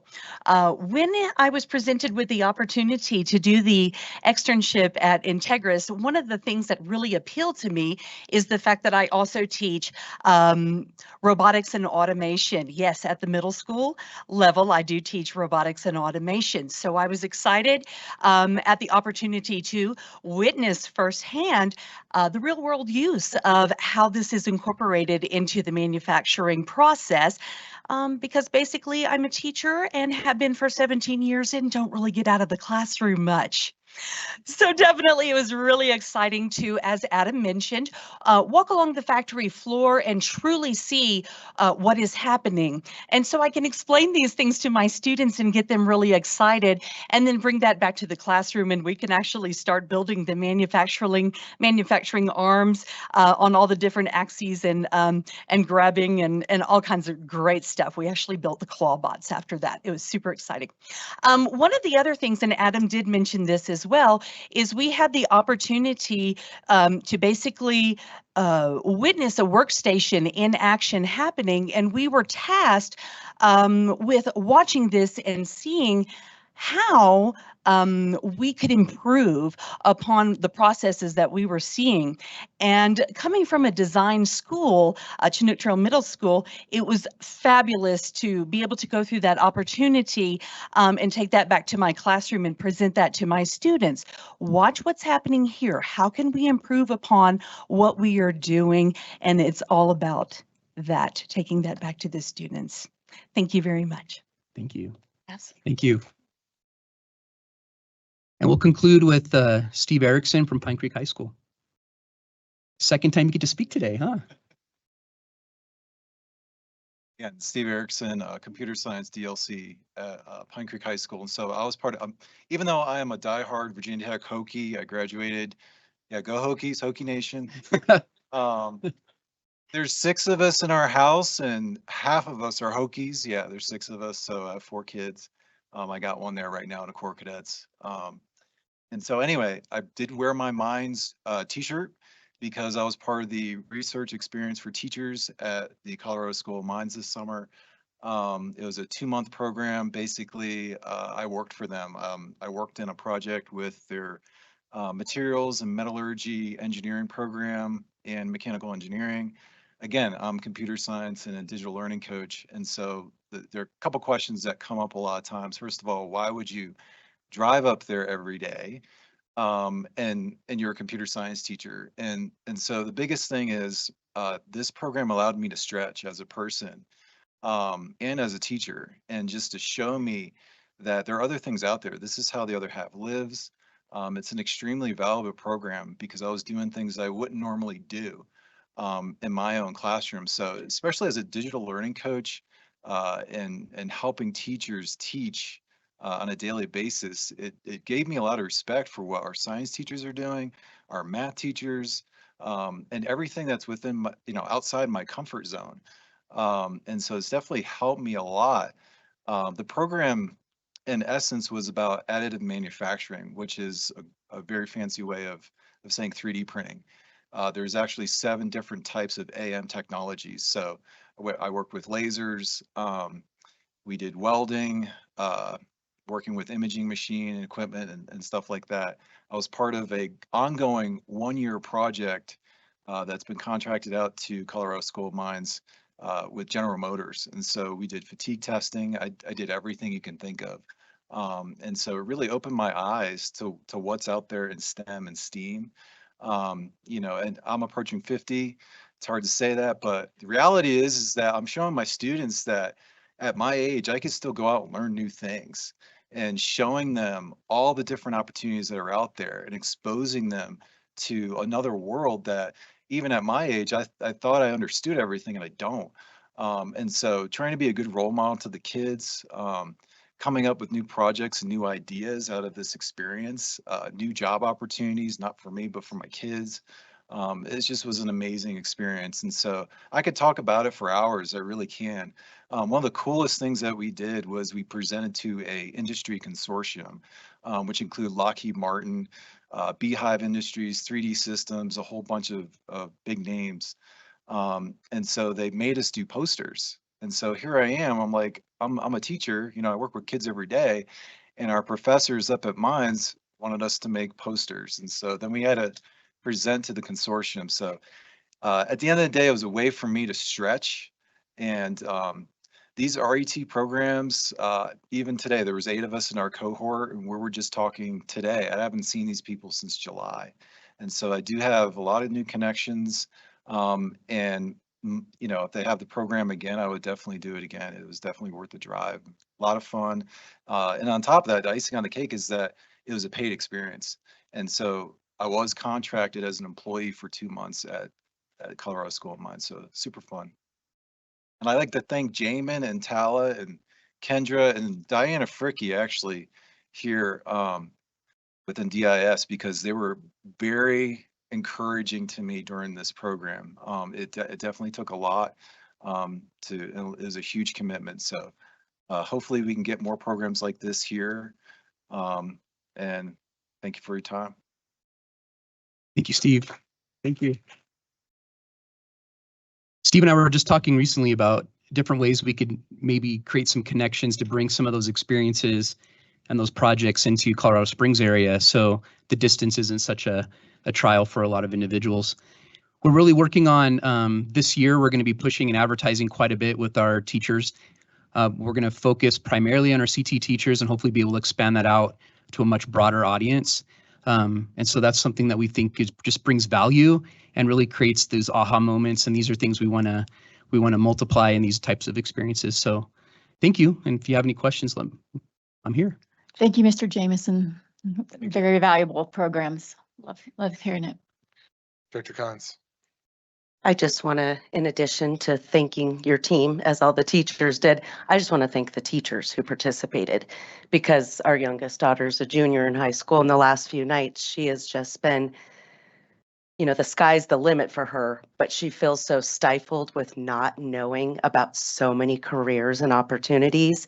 So just for our teachers to expose themselves and share that with the students, it's so beneficial. So I'm really excited that this program's taking off. I remember saving all these externship articles last summer, a year ago, when the programs really started to come out statewide. So thanks to all the teachers, and I just can't wait for more of that to come for our students to be exposed to it. Thank you. I know when you first came on, this was one of the things that you and I talked a lot about. You'd done this in Washington, and I was really jazzed about bringing it here. And so I'm really excited to see that we were able to get this off the ground so quickly, be able to offer it to our teachers, and really appreciate everyone involved in making sure this happens. The teachers who went, as Director Khan said, and now looking forward to how that comes back and really affects and impacts our students. So thank you for everyone. Appreciate it. Director Wilburn. Thank you, Dr. P. This is great. I'm big on the externships, as you're finding out. Yes. We're already working together on a couple of things. Have we ever crossed the bridge of, once teachers get back into the classroom, setting up something that looks like a field trip for their classes to go back to the place they were prior working, and give them a walk around and get them excited about whatever the position was? Definitely. It's about connections and developing those relationships. And that's something that in my experience as a director over college career services, not just in this district, but other districts too, is that it's about relationships, right? Because there's a lot of red tape in bridging with different industry sectors and different partnerships. And so we want to make sure that we have our processes in place, which we've been working on the last few years, to make sure that we have all our I's dotted and T's crossed. So it's a good experience for everyone involved. But I think that's exactly what we want, is as we have these experiences and develop these connections, we want to expand it. And work-based learning at the student level, it's a continuum of experiences, and it starts something as easy as like a guest speaker. Then you can go on to maybe like an industry tour, a job shadow, and the ultimate goal is internships and pre-apprenticeships and things of that sort that really magnifies those experiences. Having a son that served in his internship, it really was transformational for him. And those are experiences that we want to provide for our students as much as possible and really develop and foster those relationships. Any other comments, questions, board? No. All right. Thank you so much. Thank you. Appreciate your time. Next report is the 2024 CMAS results and district and school performance framework results. Superintendent Haber. Yes, we're super excited about learning more about what we're doing with CMAS and our amazing results. And we know that we still have work to do as well. So Dr. Susan Field.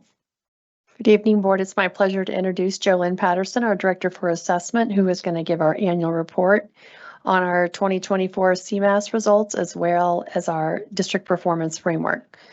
You want me to come sit next to you, or are you good? I think I'm going to be all right. Okay. But maybe we'll see. Okay. Getting used to this desk part. I'm like, whoo, I'm used to being able to move around. You all have received some spoiler alerts regarding our assessment results, but we're going to go through those tonight. I also, at your seats tonight, provided you with some handouts. I'll let you know when I'm speaking to each of those. We've also been sharing our assessment results over the summer. And then I want to say it was just this morning, might have been yesterday morning, one of my TOSAs put all of our school performance frameworks in your OneNote so you would be able to see the full reports on those. I just didn't want to forget to tell you that part. And I also just want to give a big shout out to my team. I work with two amazing TOSAs, an assistant, and they are the ones that stand me up every day. And I get to come talk to you, but without them, we would not have all this. I just want to say thank you so much. The OneNote, I don't know whose idea that was. I love it. It's phenomenal. I reference it all the time. It's way easier to do that than go back to the big giant notebook. So thank you for making sure that data Awesome. Put there. We're always open to feedback, and we were hoping that would be a good way and we could get it to you faster too, more timely, right? All right. Oh, I'm in charge of slides too. Let's see here. Okay. So the first handout that I gave you tonight is kind of colorful on the front of it. This is a overview, and you've probably seen our balanced assessment system framework in the past. Used to be long and skinny. We bedazzled it a little. The content's the same, just try to get it fit on one page and have a little bit different format. So what I think is important tonight is we're looking at our state assessments, that we also think about that we have lots of other assessments that we're conducting in the district. And so what this handout does is it just walks through the different types of assessments and why we use them. So tonight we'll be looking at CMAS and PSAT, SAT, and that is a form of a summative assessment. I think back to a long time ago in my days of high school, you might have taken a final exam. It's kind of those big 1 or 2 times a year that lets us know how we're doing. Additionally, in the district, we work with MAP growth throughout the year, and I know I provide reports for you all. And so that's a benchmark assessment that we do 3 times a year. So instead of waiting for CMAS for that one big grand finale, we're able to monitor students and how we're doing throughout the year. And then another example I would, just highlight is formative assessments are really what our teachers are doing in the classrooms probably every day. They're monitoring how kids are doing. They might do an exit ticket as kids are leaving the classroom to see who got it today, who might need some extra instruction, or maybe what do I need to do differently as the teacher to bring back students tomorrow. All right, so tonight we are focusing though on CMAS, which are the Colorado measures of academic success. This also includes our PSAT, SAT testing at the state level. These assessments are really much like a roadmap that help prepare students. They're matched to the Colorado academic standards so that we can ensure we are preparing students for after high school, whether they want to go to college, enter a career field, or for life in general. And then as we just saw on the balanced assessment framework, that this is just one body of evidence, one assessment that students will take throughout their school year. So this next slide just looks at CMAS over time. Most of you, a lot of us were here for COVID. So in 2019, we see a pretty traditional testing year. And then you'll see that gray bar in 2020 that signified that that year we didn't have any testing. In 2021, the state did, we had a lot of variety between content area and grade levels. So it's really been since 22 and then 23 and 24 that we've had consistent testing years. And so this year you'll see in the data when we look at it in a minute, we're able to look pre-pandemic and then see where our kids and our students are performing today.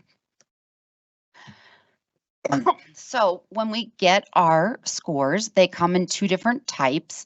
When we first get scores released, they're performance ratings, and there's 5 categories that go from exceeds to do not meet. Typically, we will see in the press, so we will see reports coming out for the state that talk about the number of students that are meeting and exceeding. That's where those 2 categories are coming from, and that's where that data is coming from. If a student is in the approaching category, it doesn't mean that they don't know any of the standards for that grade level, but they haven't mastered enough to be meeting that expectation. The second set of data we get, which is going to be closely tied tonight to our district performance framework and our school performance frameworks, is the state accountability ratings. And so those have 4 ratings of exceeds to does not meet. So I just wanted you to have that overview as we start to look at some data. So what we want to consider when we think about our assessments is participation in our assessments. So for tonight, I prepared last year's participation rates for 3rd grade through 8th grade at the top, and then PSAT, SAT at the bottom in both math and ELA. And you will see that in most grade levels, we have students participating at about a 90% rate in most categories. We will look at science, and we will see some differences when we look at that data and information. Sorry, I'm just going to take a quick drink.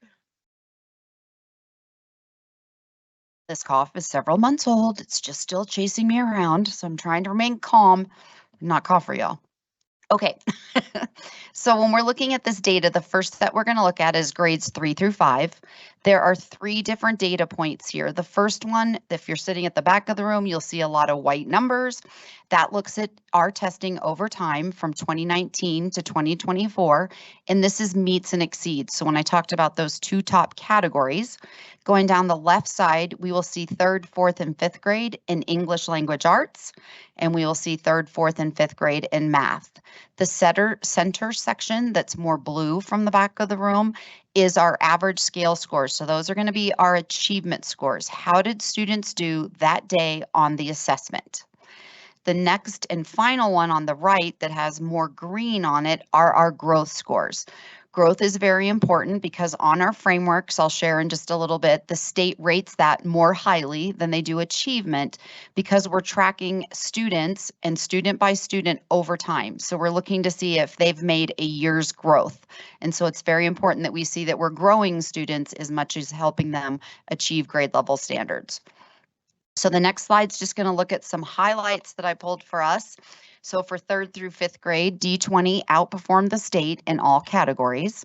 Math achievement scores in grades 4 and 5 are higher than they were in 2023, and we met the expectation. The percent of students meeting and exceeding for math increased or remained stable. And then English language arts and math achievement and growth scores remain stable as well.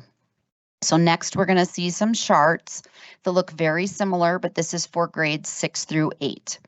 So again, we have grades 6, 7, and 8, ELA and math going down the left side, meets and exceeds in that white section, our overall scale scores, which really looks at achievement, achievement for our students, and then our growth scores, they're on the right.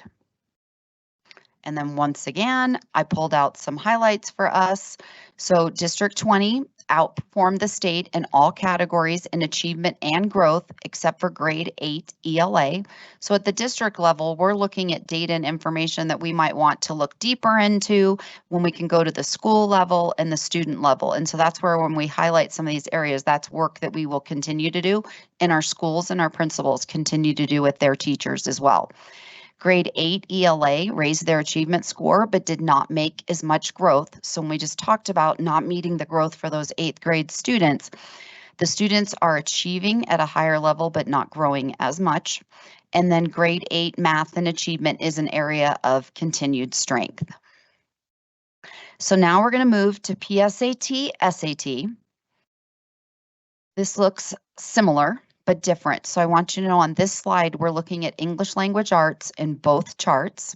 You may see the letters EBRW, which stands for evidence-based reading and writing. That's what College Board refers to for the English language arts portion of PSAT and SAT. College Board is the vendor that prepares this test for us in the state of Colorado and nationally. Again, looking at 2019 to 2024, the last column represents how the state of Colorado compared to District 20 in 2024. For PSAT, SAT, we're only looking at those accountability ratings because it's a different vendor, a different way we receive information. And then at the bottom there, we have growth scores as well. So we're going to look at math next, and then I will share some highlights. So same layout, 9th, 10th, and 11th grade for math. And then at the top would be those achievement scores, and at the bottom would be our growth scores. I know y'all been studying all day, so you got these memorized. For PSAT, SAT, growth and achievement scores exceeded the state once again in all grade level assessments. Grade 11 math on the SAT average scale score was a 518. This is an important number for us to watch because for students to graduate from high school in the state of Colorado, they have to meet specific requirements in ELA, English Language Arts, and math. One way that they can demonstrate that is through their math SAT score. And so looking that score currently, it might be changing, and I'm going to let Shane, our new CNI person, share that when we're but there's some things coming from the state. The state board just voted to make some changes, but that's just a little spoiler alert. But at the moment, our current reality is that 500 for our students. So looking at that average for our students being at a 518. And then grade 10 maintained their achievement and exceeding rating in English language arts. Grade 10 math achievement exceeded all grades in ELA and math, maintained or increased their growth scores.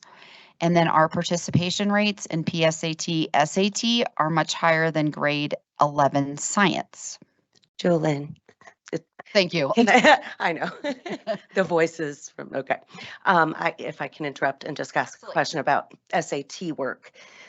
First of all, congratulations to all of our schools for continuing this excellence because SATs are so important. I want to dive into just what your whole team, learning services team, are seeing as some areas of opportunity, maybe in our curriculum, just general, how can we help students achieve even higher? So as you know, over the last year, we have had a focus on math. And so we focused a lot of our professional learning communities. We do, as a learning services team, we do a lot of modeling of the best instructional practices this summer. And feel free to Dr. Field or somebody else, I'm going to give him my best college try here. We built an instructional playbook for our teachers so that they can look, oh, thanks, Shane. That they have access to that instructional playbook where we, as a district, we're looking at best practices that we could put on our district intranet for our staff to access.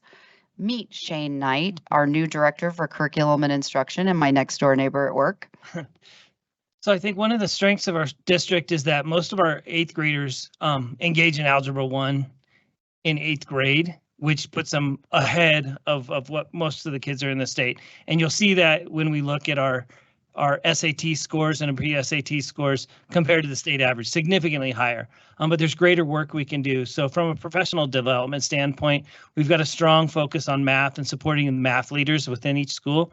And so Brian Thompson, one of our TOSAs, our teachers on special assignment, pulls all the math leads from each of the buildings together 4 times a year to provide very intensive professional development. We've got professional trainers from outside. One's from UT Austin. I can't remember where the other one's from.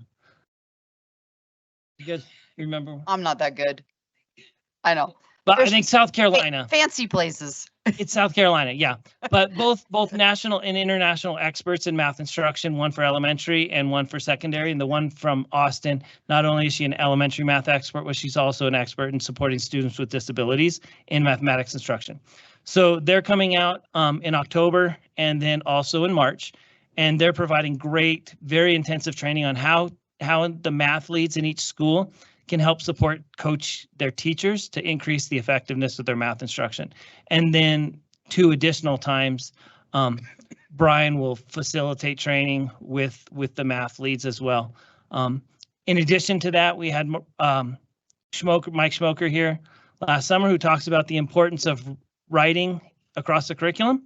And so Andy Ruskin has been working to develop increased proficiency in writing, and so much of math assessments rely on reading. And we know from Schmoker and many others that when we write, it strengthens our learning. And so some of the work that we're going to embed in all professional development, regardless of content area, is writing in response to the learning, to strengthen the level of learning. And Brian is intentionally developing that into his training. And then Andy and I are intentionally supporting schools to integrate writing across all discipline areas. And you'll hear more about that over the course of the year.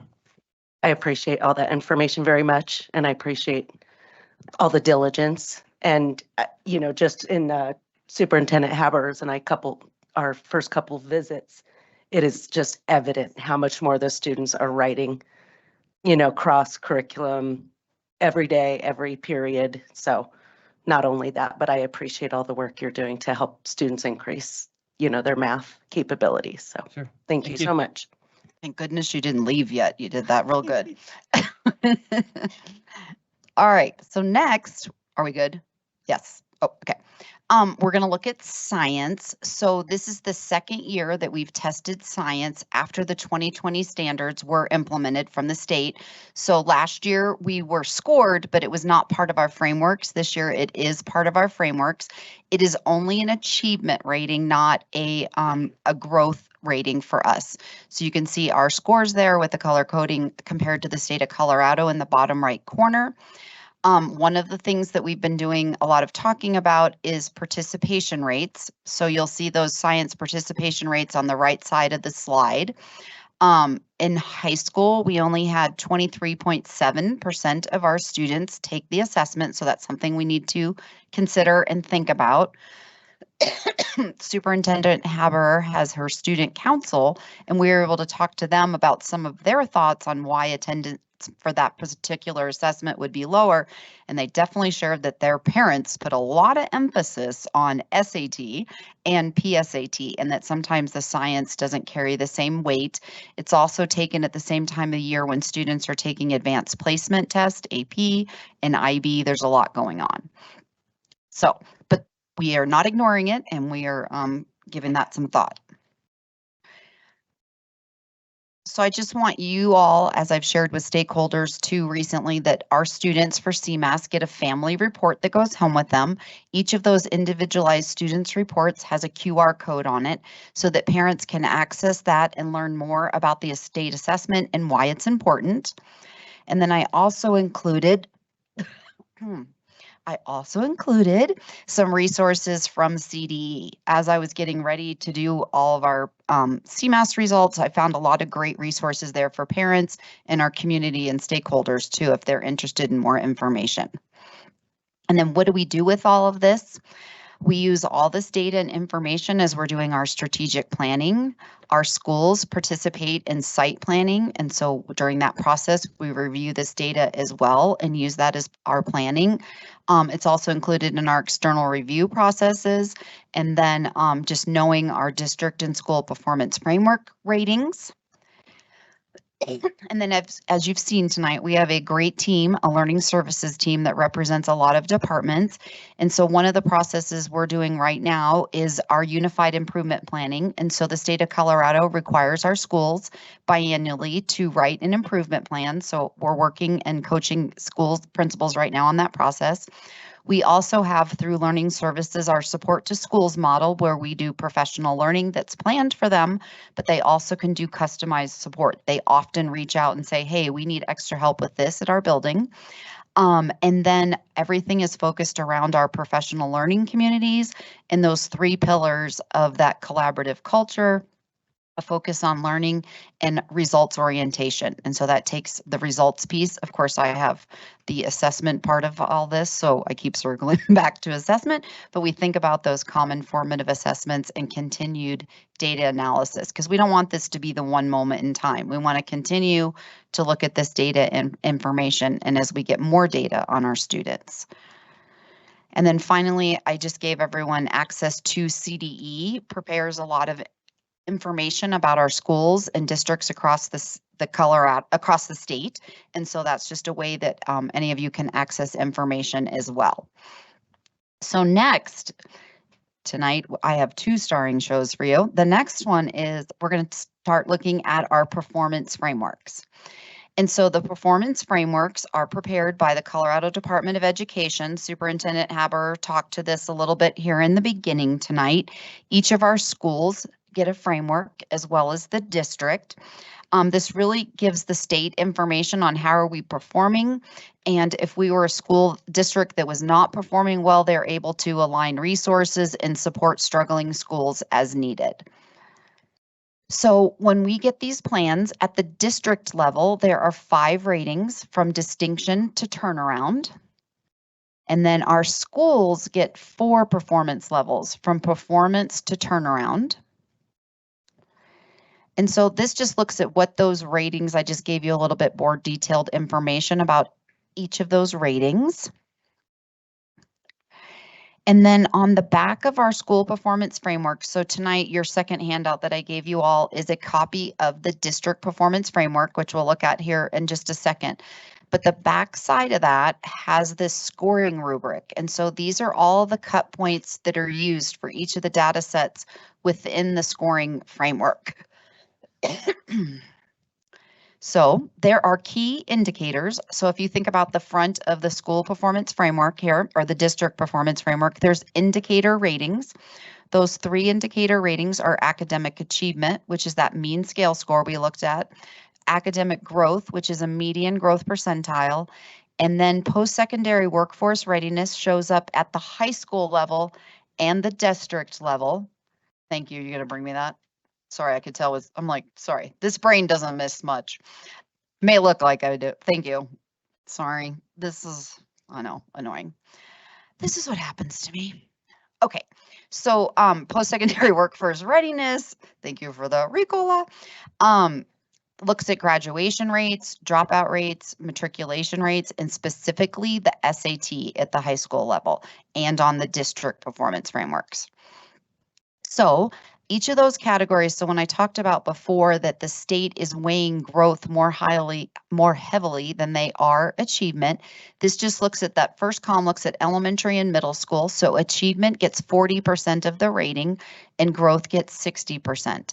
At the high school level, 30% is achievement, 40% is growth, and 30% comes from that post-secondary workforce readiness. At the bottom of the DPF, I put the screenshot up here. You can see where we scored at each level.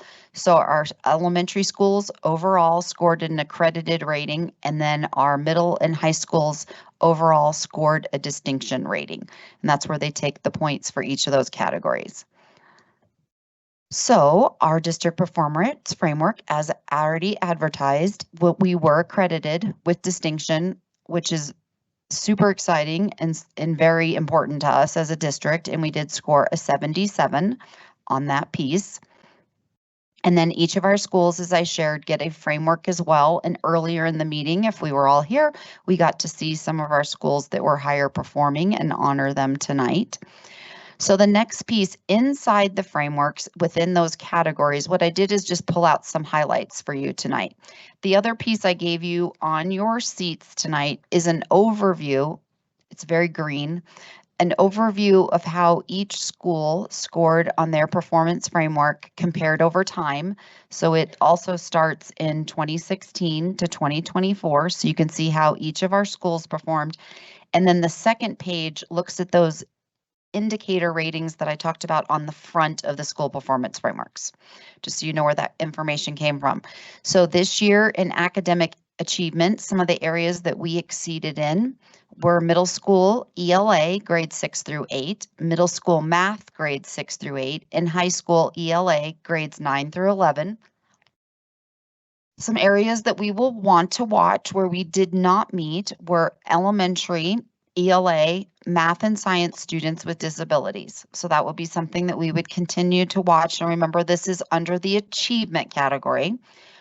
So next we're going to look at growth. And so areas that we exceeded in growth were our English language proficiency students. And then there's another category that where they determine if our students who are non-English speakers are on track to proficiency. And so we exceeded in that area as well. And then areas to watch would be that approaching for our students with disabilities. But what we want to think about is on that last side, when we think about achievement and our students were not meeting, that means grade level standards. So students with disabilities a lot of times are working below grade level, but what we want to do is catch them up. And so when we see that we're approaching in growth, we know that we're moving those students more than a year's worth of growth. Sometimes students could be 2 or 3 years behind, so it's going to take time to catch them up. Sorry, it's like I'm chewing gum. I'm trying not to do that.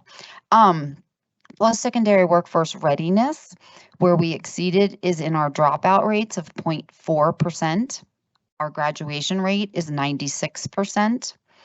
Our graduation rate for our minority students is 95.5. And then for our multilingual, that's our English language learners, is 97.7. And then again, an area to watch is our students with disabilities, specifically on the SAT test. Because remember, in post-secondary workforce readiness, it's only looking at that 11th grade assessment. There's a page in the DPF that looks at the high schools overall with the PSAT included. So looking ahead, we continue to look for areas of strength and growth. This year, we did receive data from the state much later than we typically do. So we're still in the middle of some of those processes because we've only had this data for a little bit of time. We're continuing to collaborate with teachers and principals and through our support to schools model. This week, the learning services team is working with our high school principals through their meetings, and we're doing data cycle work where we're looking at how teachers performed and how teacher teams performed. So getting more granular than the picture that you looked at tonight. And then of course, the UIP plans are being developed as part of that continuous improvement process. That's it. Any questions? Any questions? Dr. Shandy. Hey, I didn't think of this question before, so I apologize.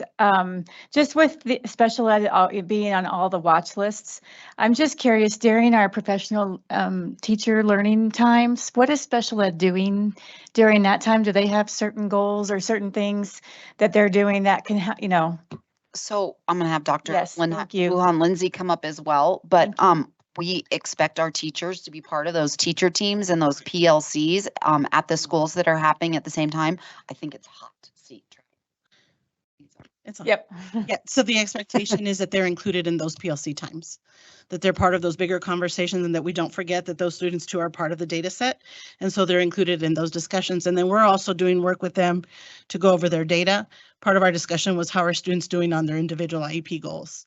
And are they making progress there? Because the hope is through that collaboration that those goals will impact their achievement and their growth, but they're all included in those conversations. Which is good. I mean, I like inclusion, but would it be beneficial to maybe look at, since they're on every watch list to maybe pull them out sometimes and do something specific to the areas that we're really low on? We are doing it through the professional learning calendar. We're pulling them in through job alikes, and then through quarterly meetings, we are connecting. And then we do have facilitators that are meeting with them in the schools to coach, ask questions, check on the strategies and the implementation of those strategies to make sure students are making growth and that we're matching our work with the goals for the students. Thank you. You're welcome. Don't leave. There's a pattern. Any other? Any other questions or comments? Director Shandy. Just with, I had the pleasure last year of being at a school visit with you and seeing Antelope Trails and what they were doing with their reading programs and things like that. At an increase of almost 20%. I mean, we should all be looking at what they're doing because that's amazing. And then secondary to that is Challenger Middle School. We again should all be looking at what they're doing and copying that. So we meet as with the PSSGs. I meet with them and Susan, then the PSSGs supervise the principals. And we've been really looking at that and just had a conversation actually with Tacey, who works with Challenger, and saying, okay, let's go into those classrooms and see, you know, what's the same, what's different. Because we know we can all learn from each other for sure. So I appreciate you bringing that up. Last call. All right. Thank you. Thank you. I don't know if it's that good, but. All right. Next is our strategic plan update. Superintendent Haber. We're excited. We took a look at the goals that we had for last year and where did we hit those goals and where do we still have some work to do, and then also looked at our strategic plan to see what do we need to update and setting even some new goals for this following year so that we can achieve the Board of Education vision, which is that all students have the knowledge, skills, and character to reach that high academic success and achievement. So, Dr. Susan Field. Good evening, board. So we are going to share our strategic plan update. I think you might recall that we were here in June and we shared as many of our measures that we had data for. Remember, we said we were waiting for CMAS data and our SAT, PSAT data to make some final, just to determine if we had achieved our goals. We have also established new goals for this year. Many are very similar to last year. And like Superintendent Haberer said, it's all about achieving our mission, which is student learning. And everything is about students. And this strategic plan is about everything that we can do from a systemic level to ensure that students are learning. So would you go to the next slide, please? Yes. So this is our team. It's a pretty comprehensive team. Many of us, as you can see, are from Learning Services, but also our Deputy Superintendent and Chief Financial Officer sits on this team, as well as our Chief Communication Officer and our Director, our Assistant Sup for HR. Okay, next slide.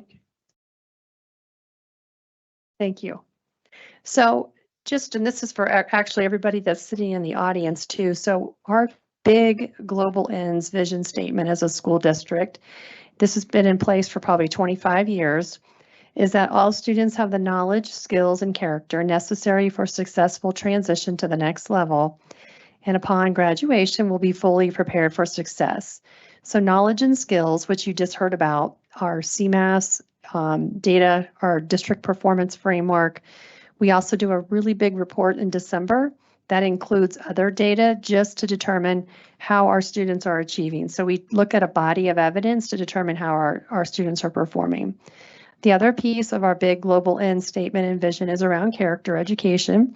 This has been in District 20, like I said, for at least 25 years, and this is another area we monitor. And in April, we will provide a report to the board about character education. Next slide, please. So these are our strategic priorities. These have been our strategic priorities for the last several years, and under each of these strategic priorities, we have measures. And each director or assistant superintendent is going to explain the why behind why we have these. You know, like third grade reading is super important. But you can see we start with ensuring academic excellence for all the way down to community partnerships. All of these strategic priorities help us improve teaching and learning in District 20. And that's why we focus on these areas, because we know that we can improve student learning. Next slide. Okay, so Andy is going to talk about literacy, specifically third grade reading. Right, good evening. Yes, we'll start with goal 1.1, so under that academic excellence. And to begin, we have third grade reading because, as Dr. Field just said, third grade reading is really important. We want to make sure that our third graders are on the right path to continue to grow and succeed. You'll see some changes. We have learned that it would be best to take a step back in a sense. I like to think of it as monitoring the forest from the district level. We want to make sure the health of the forest is good. I love the weeds. My literacy team loves the weeds. Learning services loves the weeds and the trees.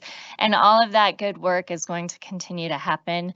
Again, when we talk about students, we talk about name and need, and we're not abandoning any of that work. But when it comes to the goal itself, you'll see that the 2025 goal is that 75% of third grade students will achieve on or above grade level benchmark status on DIBELS 8. So a bit of a shift from the previous year. And again, the main reasoning behind that is because while we will continue the work in the weeds, we really want to have that higher level view of how are things going. And again, we learned DIBELS is a 1-minute test that happens one day out of 1 year, and it's a cold read for our kids. So that 75% mark is rigorous and strong, but we will look at other measures as well, which really takes us into, and by the way, please feel free to jump in or ask questions. Shane will keep his eye out for any hands up and let me know, kick me under the desk. But that idea that we rate and fluency is extremely important, but when we think about our third grade readers, we also want to layer on comprehension and application of reading skills. So looking at the 2025 1.2 goal, we are layering on a CMAS goal.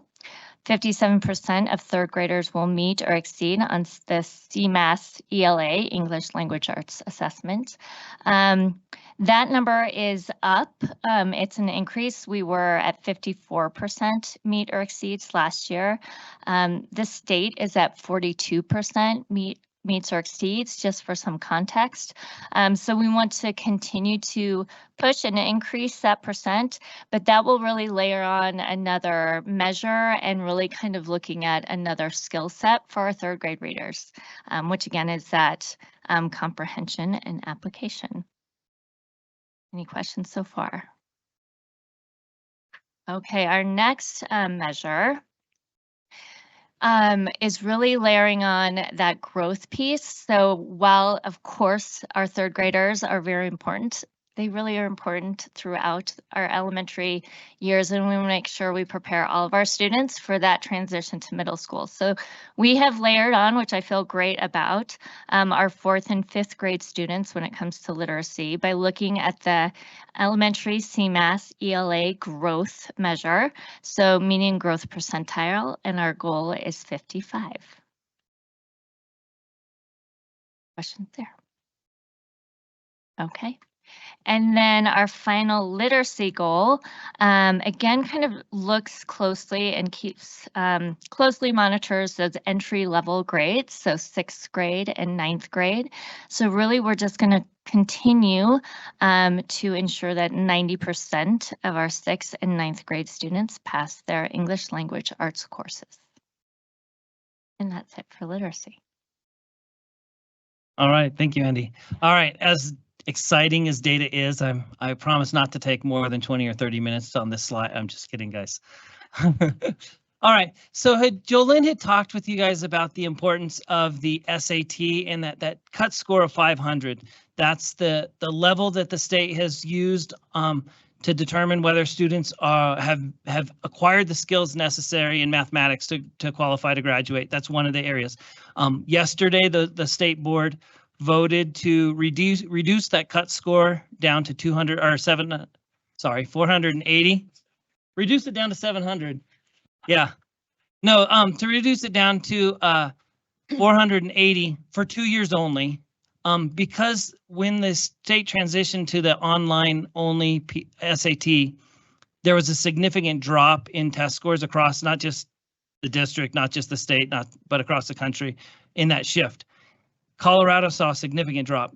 ASD 20, we didn't see much of a drop at all in our average scores. So while the rest of the state and the country dropped, we stayed about level. So the goal was for us to increase the number of students hitting that 500 cut point by about 5%. We didn't meet that.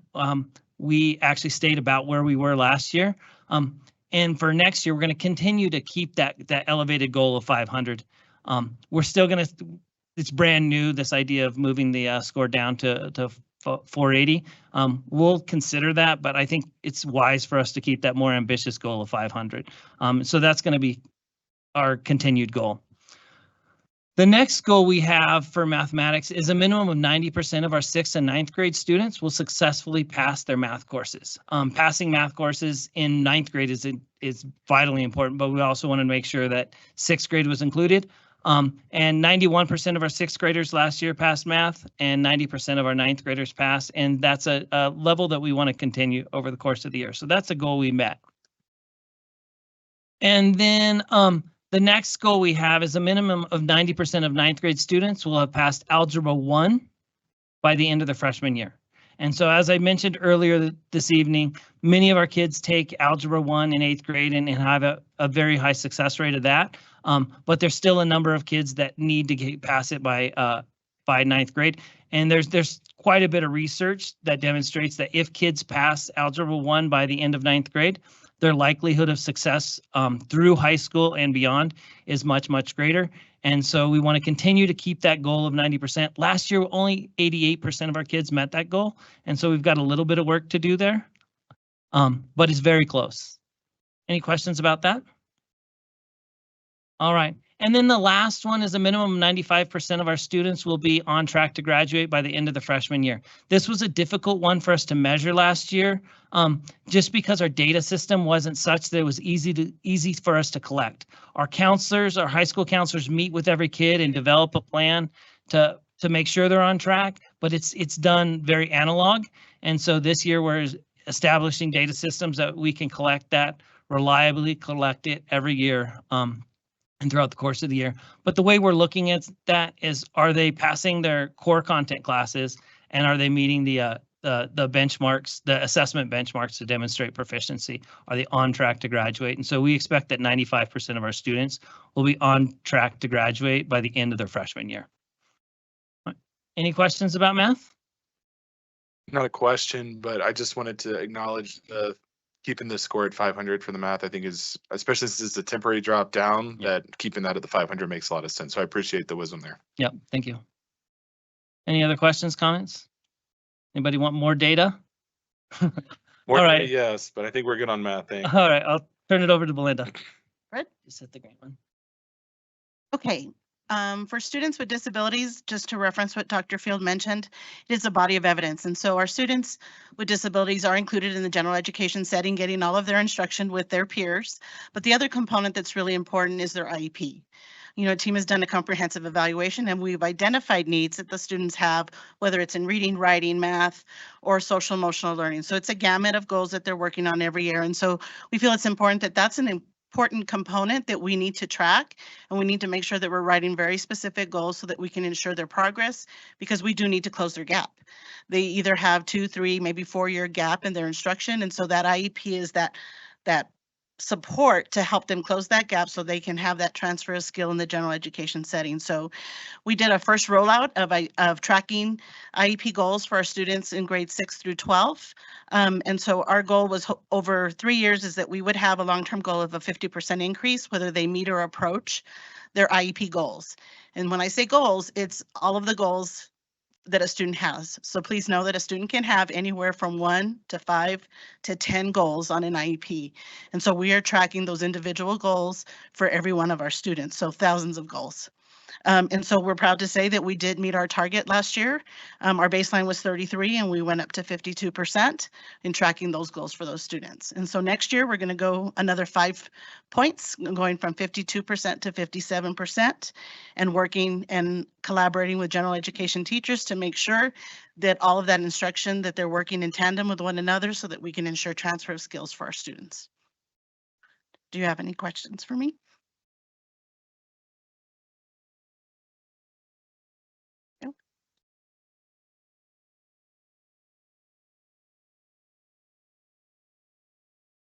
The next goal revolves around college and career readiness. And so the data we look at is for those seniors. So we're comparing seniors each year in the sense of what they're able to accomplish toward meeting college and career readiness goals. And so the 5 goal areas is regarding being able to be a pathway completer, which is a minimum of C or higher in a pathway sequence that they completed. Work-based learning, so that's on the higher end of the work-based learning continuum, such things as internships, pre-apprenticeships, supervised entrepreneurial experiences, things on the higher end, or clinical experiences even. If they were able to earn an industry certification, if they earned college credit, so that's with concurrent or dual enrollment, and then also with the AP and IB. So when it comes to that, it's not just students who took an AP or IB class, it's those that received a 3 or higher on the AP test, and also an IB 4 or higher. That's usually the minimum of what colleges will accept in the sense of transferring that over.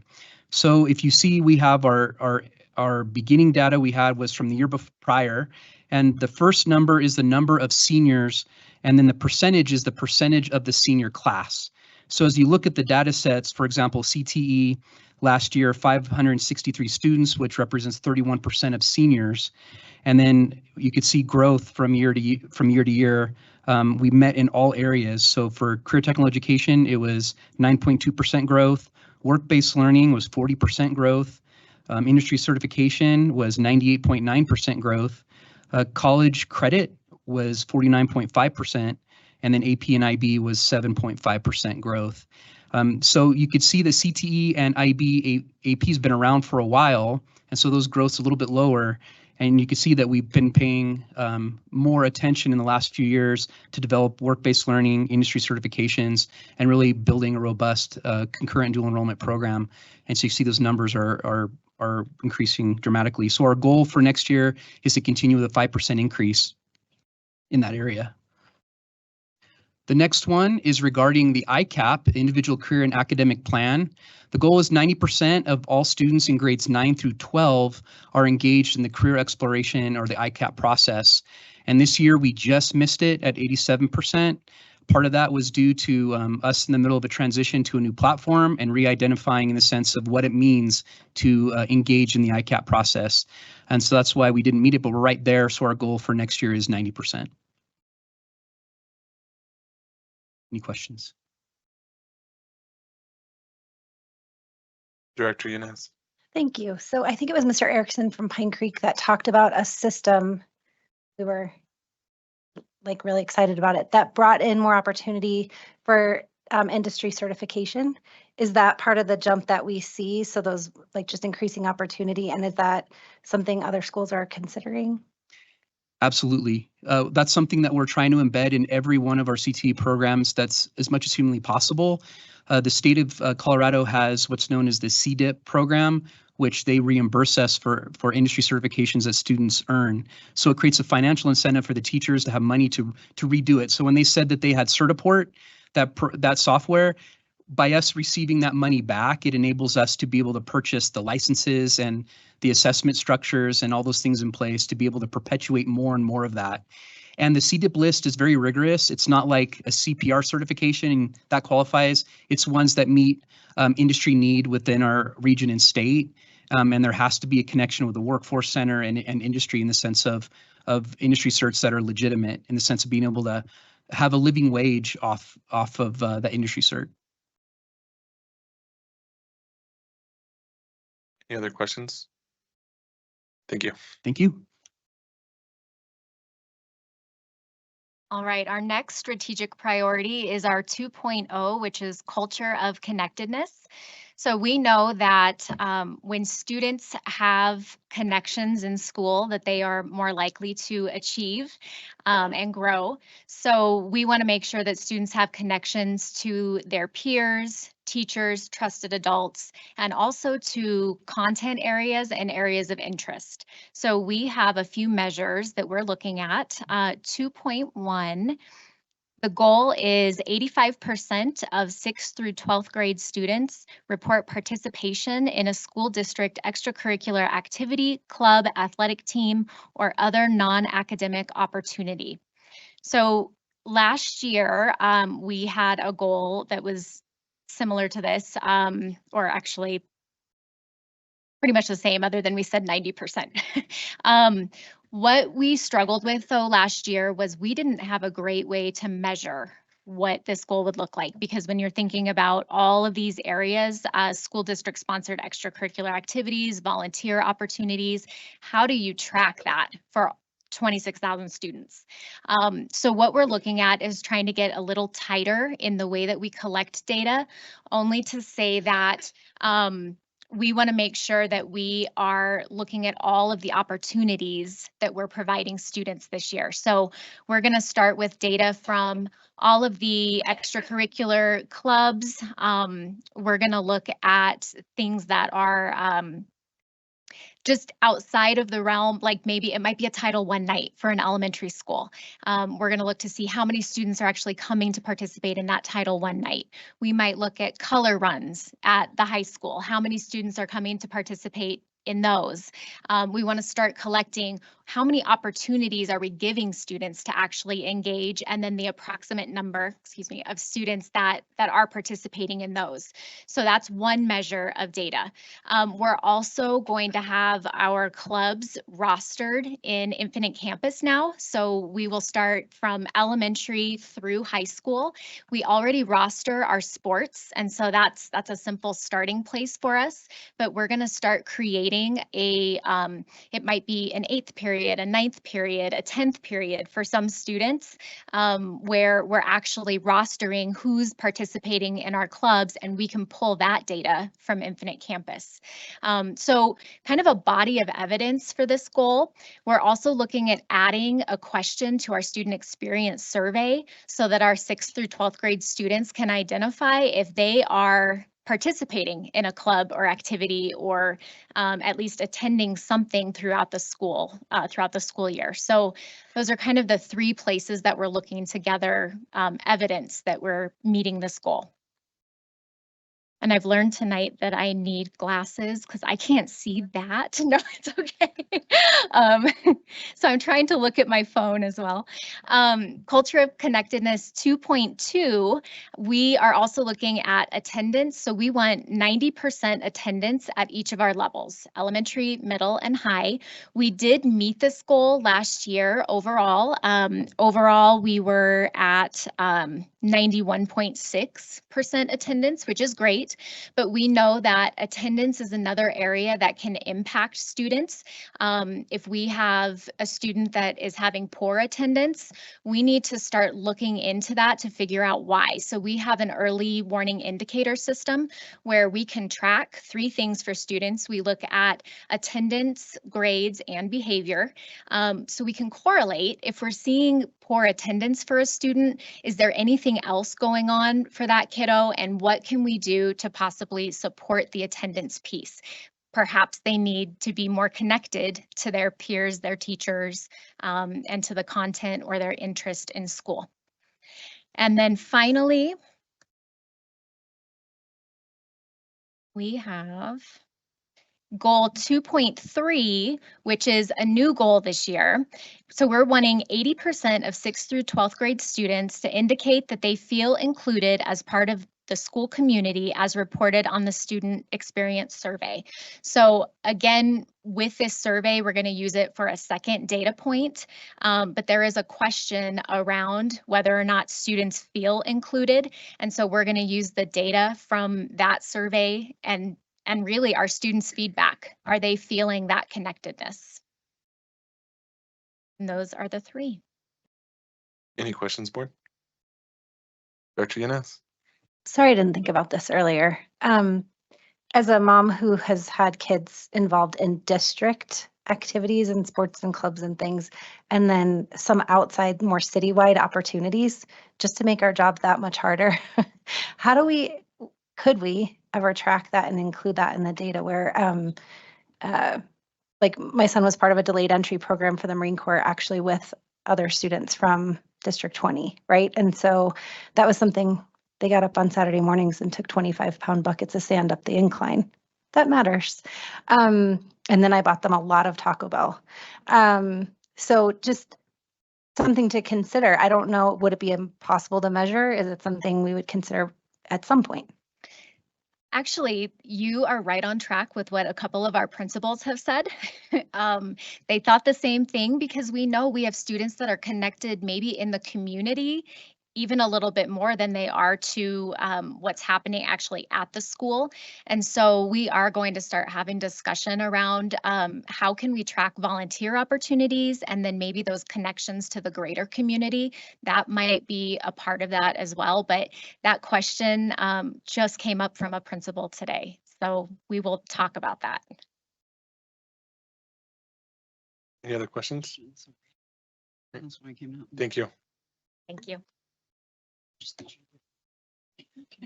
We're still going. Oh, Go, you the go. okay, sorry. Go. All right, now we're on to 3.1, which is invest in and value our staff. One of the main areas we focus on is retention, because we know if we can retain staff, that's better for consistency for students and staff alike. So we did not quite meet our goals that we had set. And when looking at our data, there's three main reasons people left our district in the last year, and it's pretty consistent over time, is family reasons, moving, and retirement. So some of those things we can't always control, but we want to do what we can to encourage staff to stay in the district as long as possible.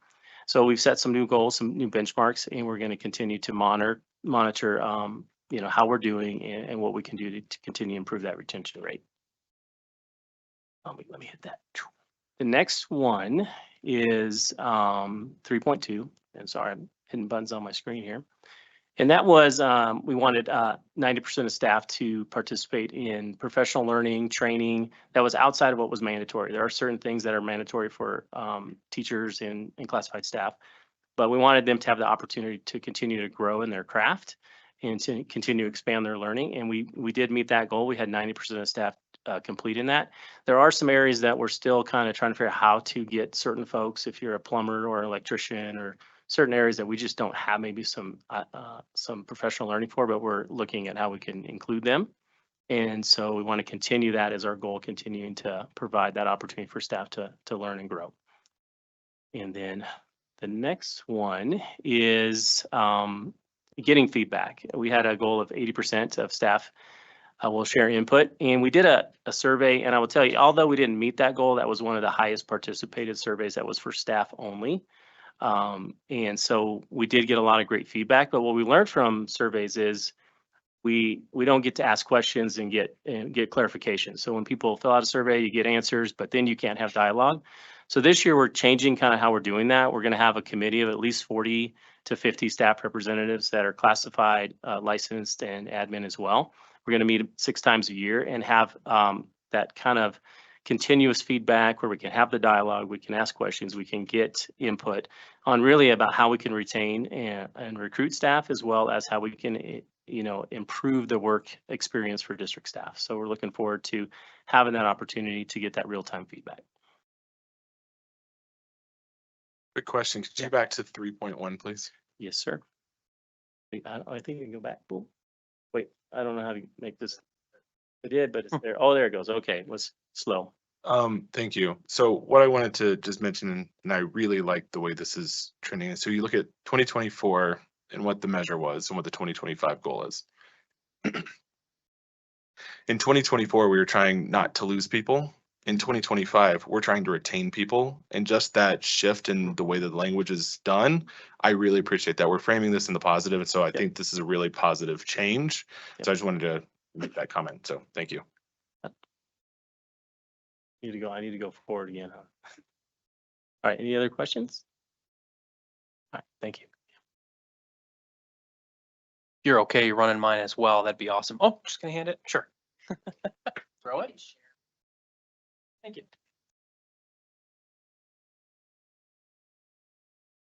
All right. Happy to share some new communication goals with you for this year. Given we don't wait on any test scores or embargoed data, we don't have any relevant updates for you. So we're going to focus on the 2025 goals. All of our 2024 stuff is the same as when we updated you in June. So again, kind of what we focused on for 2025 is firming up what I called squishy goals at the time. And now hopefully they are far less squishy. And we think they'll continue to evolve in coming years. But we're excited about where they're at for this year.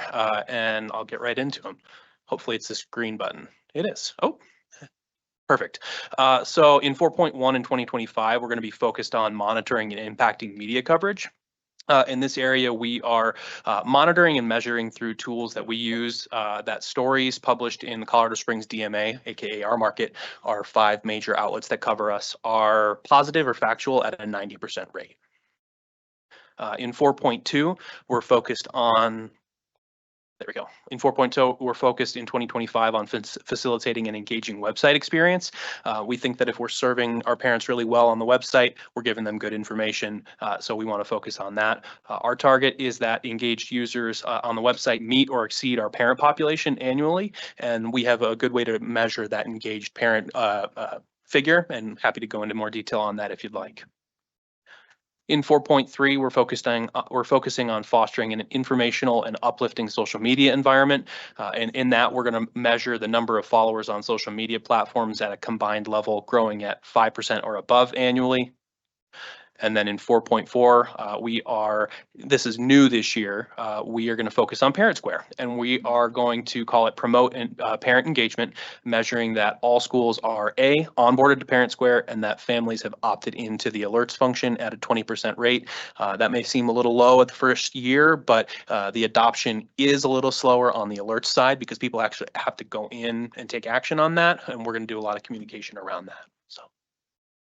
Do you have any idea where we're at with adoption now with our pilot schools? I would be happy to pull that number and get it to you. I don't have it at my fingertips, but it's kind of consistent with what we're seeing here. So that this is kind of set to measure or report out at what I think we'll be at in June. Perfect. Thank you. Absolutely.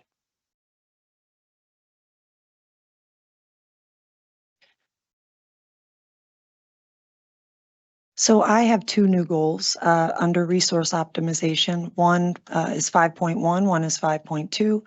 They are both related to the Public Schools on Military Installations program. The first one is related to Douglas Valley Elementary School. Our design proposal has already been submitted. We're finalizing a few pieces with that with the online portal where we have to put the information into the system. Our goal for this year would be to complete a construction proposal for that project. And then secondly, for Air Academy High School, certainly the goal, if we have the matching funds, have a way to identify those, would to go ahead and submit a design proposal this year for Air Academy High School.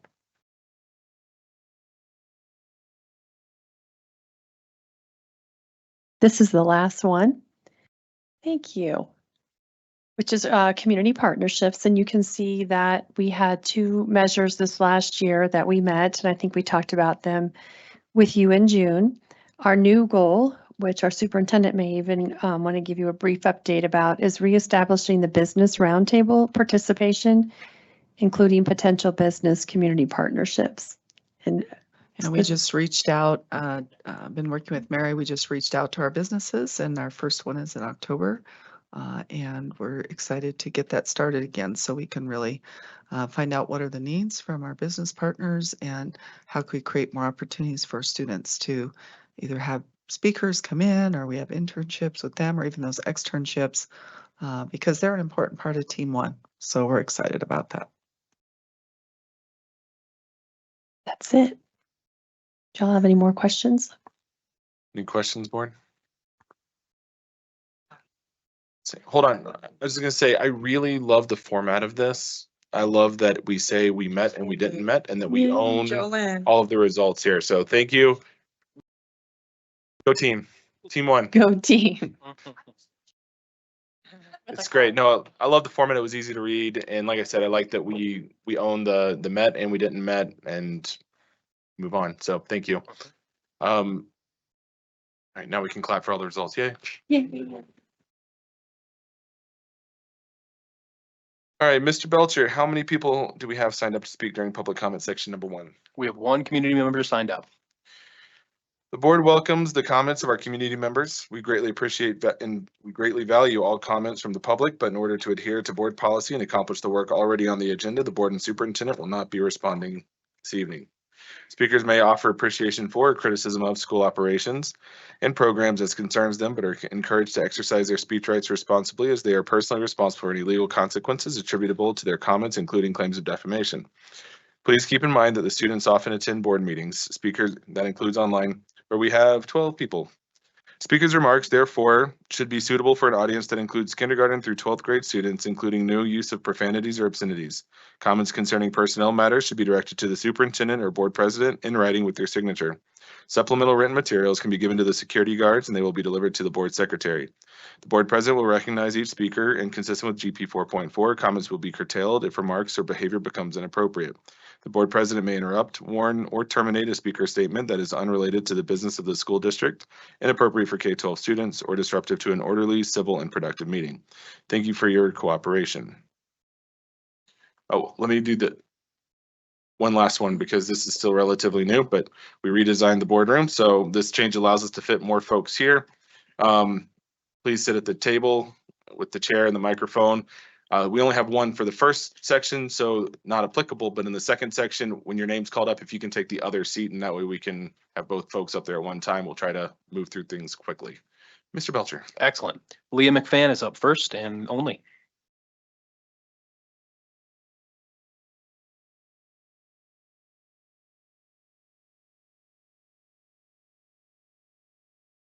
Sorry, I haven't been here since the new setup.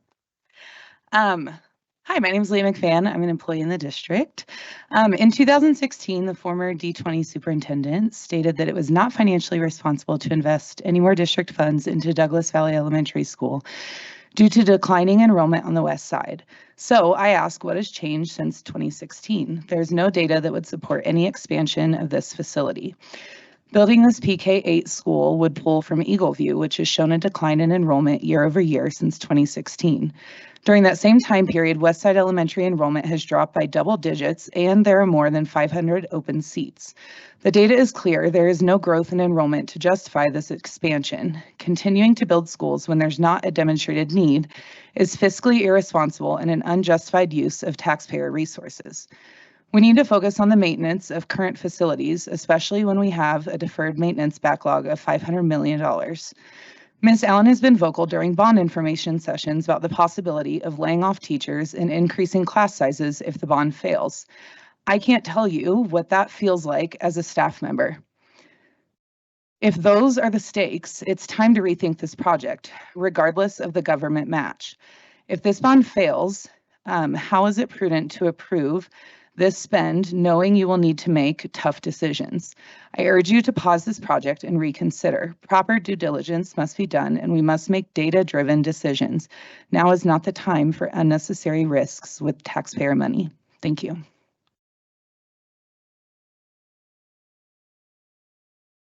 Thank you. We're going to take a quick 5-minute break and then we'll come back and finish.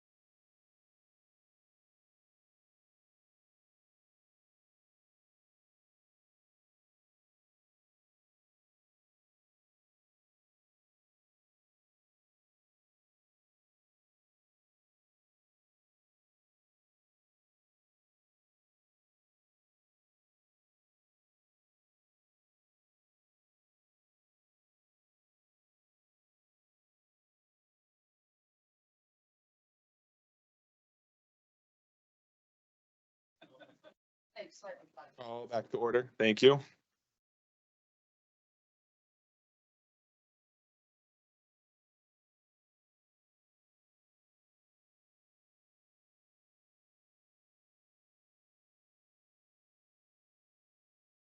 All right, ladies and gentlemen, we need a motion to approve resolution 279-24 appropriation from the general fund public schools on military installations program. Assigned fund balance to contract award for design services for new PK-8 school at Doug Valley. Moved. Second. Discussion, please. Superintendent Haber. Yep, Deputy Superintendent Becky Allen.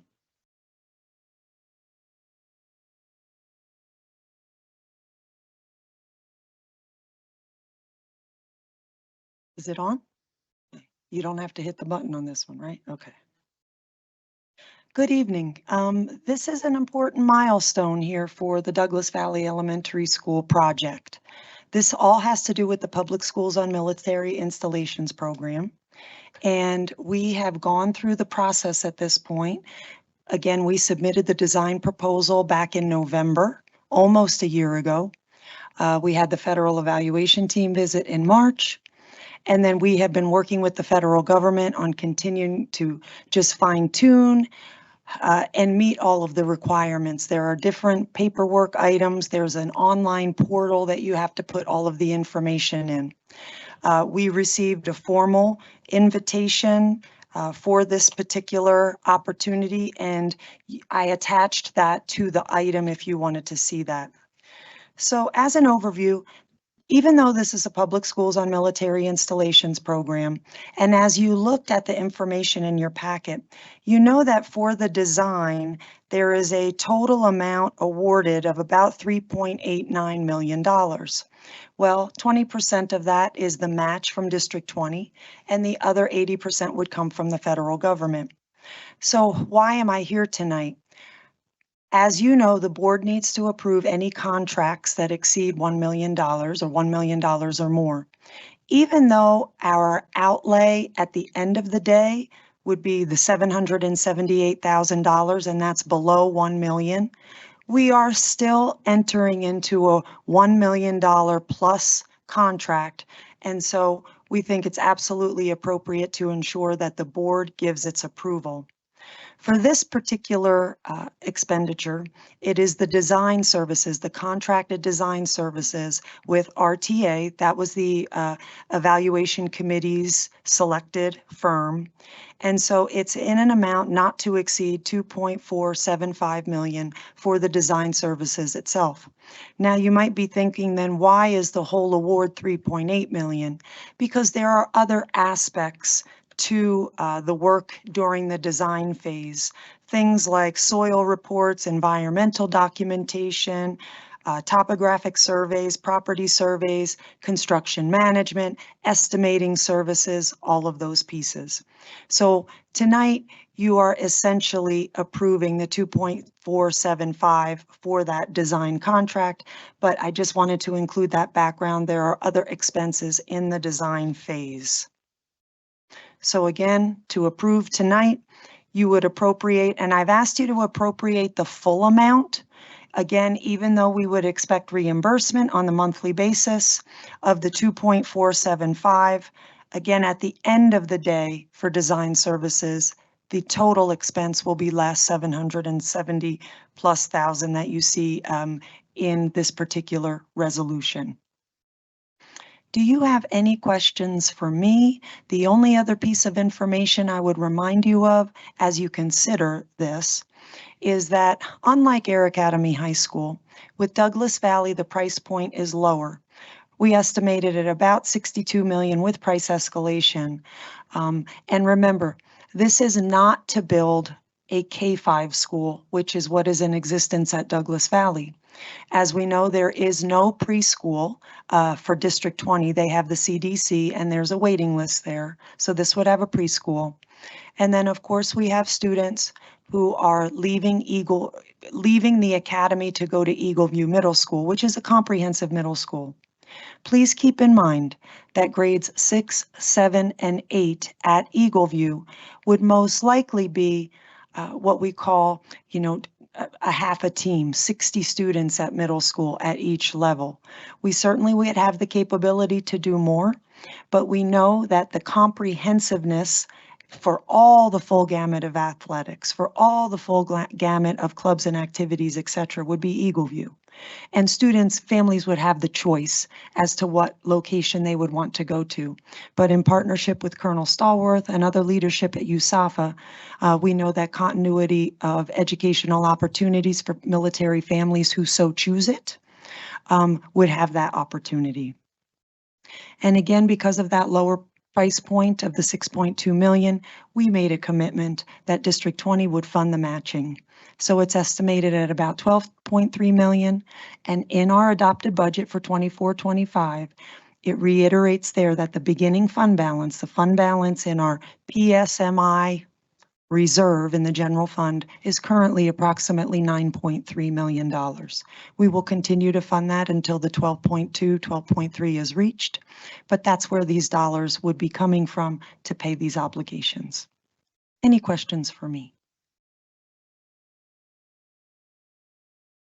So if we're paying 20% of this, if something goes awry for some reason with the architect, do we own the plans for this at this point, or since we're only paying part of it, is that owned by the DoD? Yeah, the way it works is we pay all of it. So it's just that the portion of the funds comes from us and portion from the federal government. So our understanding for this is basically when we make a payment, the bill that we get from the architect, let's say in a certain, let's just say June, we get a bill for $500,000. We pay $500,000 because that's what RTA billed that month, or the 2 million. And that same month, to preserve cash flow, we will submit something to the federal government asking for an 80% reimbursement on the amount we paid. So the actual vendor gets paid the full amount, but then on a monthly basis, when we pay something to that vendor, we then immediately that same month, we ask the federal government for an 80% reimbursement of what we paid out. And so it will be important that when we get our feet wet with this, that we are responding quickly because we want to, again, preserve that cash flow health. Ideally, when we pay the vendor, we'd love to have the 80% reimbursement that month. But initially, because we have a $9.3 million, if we're still trying to get our feet under us with the process as we go through, we would have the ability to pay. And if we had to wait until the next month for the reimbursement or something, we would be okay. And by the time we get into higher dollar amounts, that will be moving quicker with construction and other things, we'll have a good sense of the process. Thank you. So let me ask a different question then. I'm assuming there's certain expenses that are kind of pre-approved for this, so we can't, go by a swimming pool or something and be like, oh, that wasn't in the plan. So with that being said, if this is a reimbursement, do we know what expenses are? Like, have we already agreed with them on what's going to be covered as far as this 80%, or is that still something that's in flux? That's part of the budget. So when we do the proposal, there's a budget in there. But then when we complete this portal, that is where you lay out a budget by, they call them tasks. And so things like contracted design services would be a task. A subtask might be estimation services, et cetera. Then we might have another line that has construction management, where we are hiring a contractor to help manage the project. So it's outlined in there. And, you're expected to bring your best to the table in terms of what the estimates are, because the reimbursement is based, really, the award is based on estimates. So a big part of this design process, in fact, we've just been talking about this a lot this week and last week, including with the folks from PSMI, is when we get to the stage. Can you still hear me okay? When we get to the stage that we start to develop the estimates for next year in terms of what construction might look like, we need to put resources into that. That's all budgeted for in this, to make sure that those estimates are as accurate as we can get. That is one of the reasons that even though we anticipate to spend a year doing what we call DAG work, which is a design advisory group, a collaborative process led by the architect, and in this case, RTA, to collaboratively develop plans. We have community members, parents, staff members from Doug Valley, from other schools, from high school, middle school, elementary school, to design this space. We will start to put an RFP out earlier in the process than you might expect. We don't wait until the very end. It's better to bring in the construction side earlier because they become then a partner in monitoring costs and what they call VE, value engineering, and looking at times, whoa, whoa, whoa, whoa, whoa, you're way out in terms of, and then we can put the brakes on and start to decide how we need to make some adjustments in that design. So that's another strategy to help manage the estimates. And it will be very important that we invest in that part so that when we put in a construction proposal and finalize the dollar amounts for the construction phase, that they're as accurate as we can get them. All right, thank you. Sounds like a great opportunity that we're moving forward and starting to get some traction with it. Yep. Any other questions or comments, board? Okay. Roll call, please. Mrs. Cons? Aye. Mrs. Shandy? Aye. Mr. Wilburn? Aye. Mrs. Yanez? Aye. Mr. Salt? Aye. Thank you. Mr. Belcher, how many people have signed up to speak during public comment section number 2? 8 individuals. Board president will recognize each speaker, and consistent with GP 4.4, comments will be curtailed if remarks or behavior becomes inappropriate. The board president may interrupt, warn, or terminate a speaker's statement that is unrelated to the business of the school district, inappropriate for K-12 students, or disruptive to an orderly, civil, or productive meeting. Thank you for your cooperation. All right, up first, Lori Ristig, then Kelly Hudnall, and then Laura Matisik. So Lori and Kelly, please come up.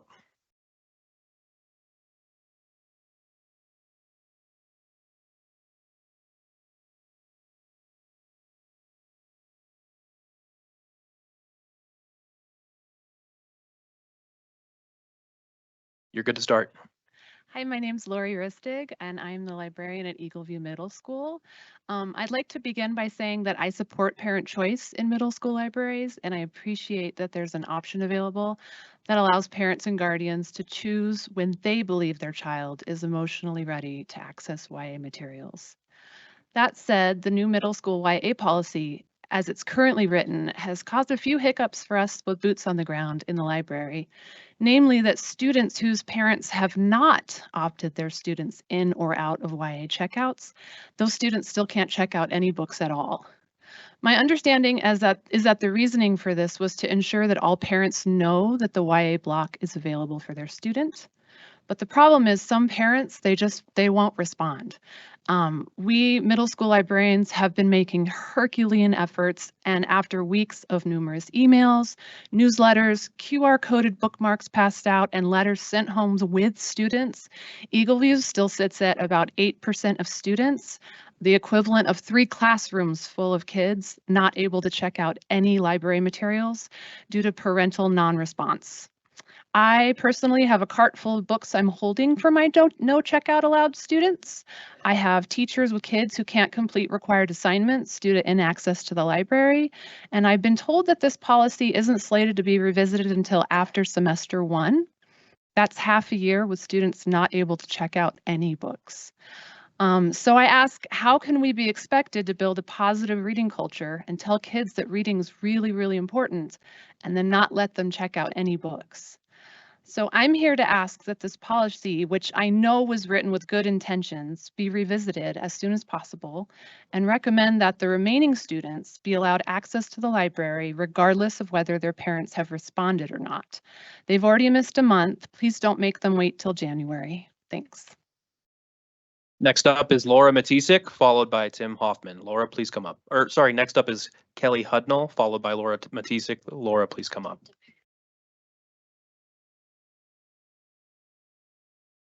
I'm speaking directly for unity in our community tonight, and the best way I know to do that is to pray. So I invite you to join with me. Loving and gracious God, You are the giver of all good gifts. And we thank you today for all of your blessings. We thank you specifically for our children, youth, and families in D20. Heavenly Father, we ask for your hand of divine protection, guidance, and blessing over our schools, students, boards, faculty members. And we pray for your peace and your truth in our education system statewide. We thank you for the teachers, staff, administrators, board members, and faculty that have answered the call to protect, care for, and minister to the D20 students. We turn to you now in humility and dependence for wisdom, guidance, and direction in this meeting tonight for our kids. You formed and shaped each and every one of them for a divine purpose and destiny, and we are here to partner with you in protecting them, serving them, caring for them, and leading them well according to your good purpose. We ask that you would bless them abundantly. We ask for wisdom, guidance, courage, and strength in all of our deliberations. Help us to be wise in the decisions we make for the good of all of those who place their trust and confidence in the leadership of the school board. Give each of them insight to lead with integrity, that their decisions may reflect what is right and good. And Lord, grant each of us the humility and courage to always seek you in all that we do and say. And we decree your heart over our children, teens, and young adults, that confusion, depression, hopelessness, self-harm, suicide, substance abuse, and violence would now end in Colorado, and that your love and joy would reign in our state. In Jesus' name, amen. Thank you. Next up is Laura Matisik, followed by Tim Hoffman. You're both welcome to come up at this time.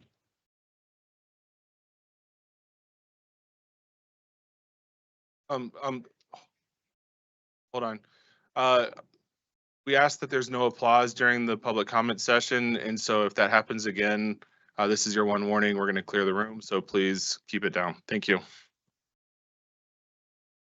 It's important to remind you as elected, is this on? Okay. It is important to remind you that as elected officials, you are not supposed to preach your religious beliefs to us here. The separation of church and state is sacred to our secular and diverse nation. As elected officials, you are held to a different standard than that of a private citizen. The only reference to religion by this entire administration has been the Christian Bible. That is blatant discrimination and a huge disregard for the families like mine that have stood here countless times asking you to stop preaching your religious views and quotes. You are choosing to purposefully exclude families that do not believe in your Bible or your God. I am here to have this on record and bring some much needed diversity. The board quote you chose tonight, love your neighbor as yourself. There is no commandment greater than these. Mark 12:31. It's interesting when some of you have told lies about me, have discriminated against my family and I, and incited threats of violence against me and other parents in this district. In the spirit of being inclusive, and because I am not a bigot, I am not a coward, and I am not a Christian nationalist, I have some proverbs and greetings from other faiths that better represent ASC 20 families. The first is a Muslim proverb and greeting, Assalamu alaikum, which means in Arabic, peace be upon you. Allahu Akbar, which God is great. The Jewish proverb, do not be wise in words, be wise in deeds. The Buddhist proverb, three things cannot be long hidden, the sun, the moon, and the truth. And finally, probably one of my favorite, the satanic proverb, if adversary you make me, adversary I will be. And then also the atheist proverb, to explain the unknown by known is a logical perspective. To explain the known by the unknown is a form of theological illusion.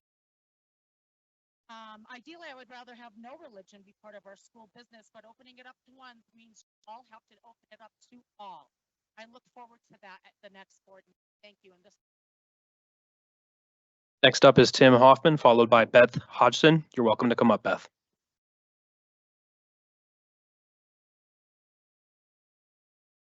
Talk about my son's experience as a new 7th grader at Mountain Ridge Middle School. Zechariah has some unique struggles in the way of dyslexia, dyscalculia, dysgraphia, ADHD, and executive function challenges. Last few years, he's been at schools fully dedicated to teaching to those challenges, but this year he choiced into D20, and that came with some fear, worry, and anxiety. I can't say enough good about the staff and teachers at that school. We've been warmly welcomed in. Everyone we've come in contact with has been determined to make sure Zeki succeeds. A month in, he hasn't missed football due to grades a single time. Shocker. Some of this is due to Z-Dog really taking ownership of his education, but a large part of it's due to the positive, encouraging environment being created for him by these teachers. Kudos to those Mountain Ridge teachers. On another note, Director Wilburn's reprehensible behavior on August 13th at a city council meeting was inappropriate and unbecoming of an elected school board official. Rather than partake in the first day of school in his own district, Mr. Wilburn chose to travel across town to a city council meeting where he joined up with a concerted effort to disparage the character of a district parent. He partnered up with others and proceeded to defame, denigrate, and falsely label me a true cop hater. His actions had consequences that he was very much aware of because in 2018, Mr. Wilburn was sued for defamation and intentional infliction of emotional distress for falsely labeling an individual and encouraging others to harass and threaten them. In 2021, Mr. Wilburn settled this lawsuit and admitted that he was liable for the claims and assertions against him. His actions have directly contributed to harming my family. We've already been the target of police intimidation at our home, and his words and actions have created a dangerous environment for us in the city we live in. And that's exactly what he meant to do. If you as a board can sit here and comfortably support that type of behavior, then there's nothing more I can ask of you. But if you find this intentional deviant behavior as despicable as most people who have heard of it have, I would urge you to strongly consider censuring this member to show that you too understand what a board member's integrity should and shouldn't look like. Thank you. Next up is Beth Hodgson, followed by Richard Brown. Richard, you're welcome to come up at this time. I'd like to address the board quote of the month. If our public school board meetings are starting with quotes from the Bible, the same respect should be shown to all religions. The board members should also heed their own chosen verse. Tonight's verse, love your neighbor as yourself. This verse recognizes that each human is an individual and will not look the same, will not worship the same, will not live their lives the same. It's to celebrate the diversity in our world. It means loving your neighbor because of, not in spite of, their differences. This board does not practice what it preaches. Neither do the advocates sitting in the audience tonight. Discrediting private individuals in public forums, pushing Christian beliefs only, banning books, refusing to recognize pronouns and preferred names, banning flags, none of these behaviors honor nor respect those who live their own distinct lives. Since we're permitting quoting of religious scripture in public forums, I thought I would share a couple. The same sentiment in Hinduism. This is the sum of duty. Do not unto others what you would not have them do unto you. And then my personal favorite, the atheist mantra at the Hodgson home, be kind humans. Next up is Richard Brown. Ma'am, this is the last warning. If there are any other, I'm sorry, we will clear the room if you cannot calm down. Thank you. So before I begin, I just want to encourage everybody with my favorite Bible verse, Romans 8:31. They said in response, if God is for us, who can be against us?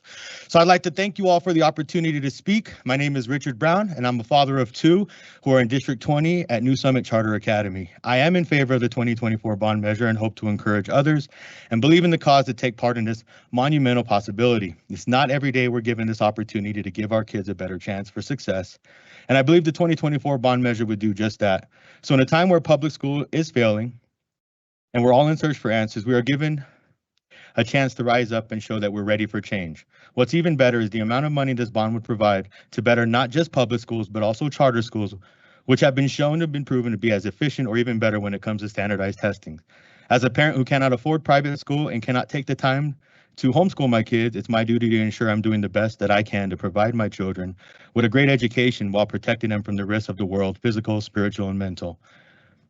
The Department of Education control in the public education system can be unsafe to the standards of many parents, and I'm shocked at the amount of opposition towards charter schools.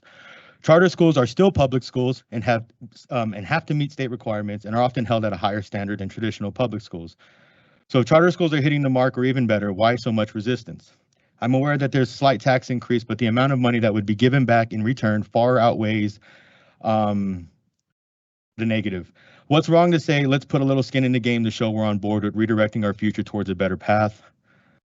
What good can come from to oppose this opportunity to just see the board fail or to be stuck in pride so firmly that you're willing to damage our children or the future? I want to say a quote from Thomas Sowell. It is a painful irony that people who are promoting make-believe equality and inclusion and diversity in schools are attacking charter schools that are producing the real equality of educational achievement. I appreciate all your guys' hard work. I know it's difficult when we come in conflict, but we're looking for ways to resolve it where our children have the best chance of success. Thank you. Next up is Rob Rogers, followed by Bernadette Guthrie.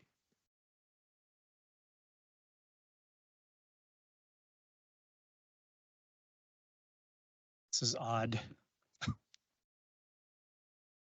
Good evening, board members. I was originally here to discuss the 2024 board bond issue, but I can't help but notice the glaring inclusion in tonight's agenda, love your neighbor as yourself. There is no commandment greater than these. That's Mark 12:31 from the Christian Bible. So I'm here to remind you about a different commandment, one that actually governs this nation.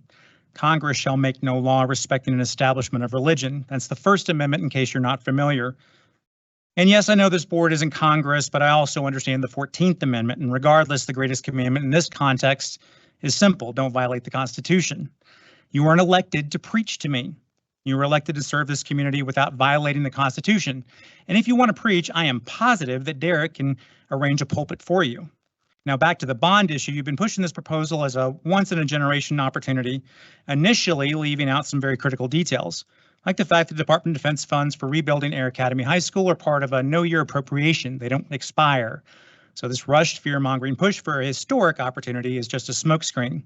And let's not forget that $11 million is being allocated to charter schools with no proper needs-based assessment, which, by the way, is also required by law. And while we're talking about funneling public funds to pet projects, while $500 million in deferred maintenance for public schools continues to be ignored. So you can quote the Bible all you want, but what you're really preaching is fiscal irresponsibility and a blatant disregard for fairness and transparency. I don't need religious commandments from my elected officials. I need accountability. So maybe the real love your neighbor moment here is showing some love to the students and teachers stuck in crumbling buildings and leaky classrooms. Or maybe at the very least, some of you could show some love to Tim Hoffman, and maybe, just maybe, you can stick to the Constitution while you're doing it. Next up is Bernadette Guthrie.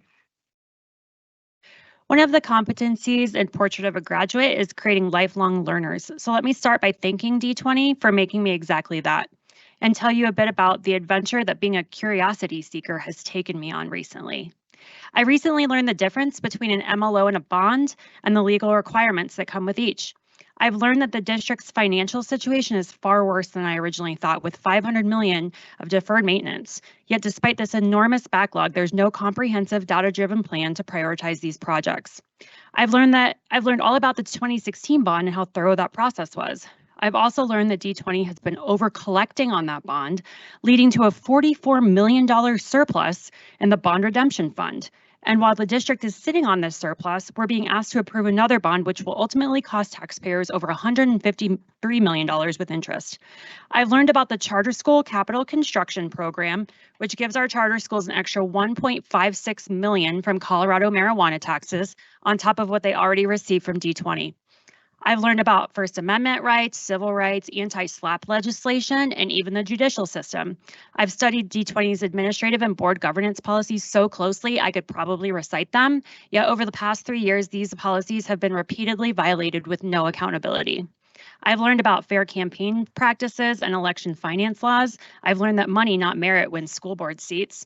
And as it turns out, electing officials based on propaganda, whether it's books or masks, is a terrible idea. But most importantly, I've learned that those who should know the most about these issues don't. It's clear that it's up to us as constituents to stay engaged and ensure our tax dollars aren't continually wasted on financial mismanagement and lawsuits. Let's be clear, if this bond fails, it won't be because the community doesn't support Air Academy or that anyone is politicizing it. It will be because of the district's negligence and refusal to complete the basic due diligence. We cannot continue to ask taxpayers to fund projects when the district has shown it cannot be trusted to handle money responsibly. The failure. Thank you. Your time is up.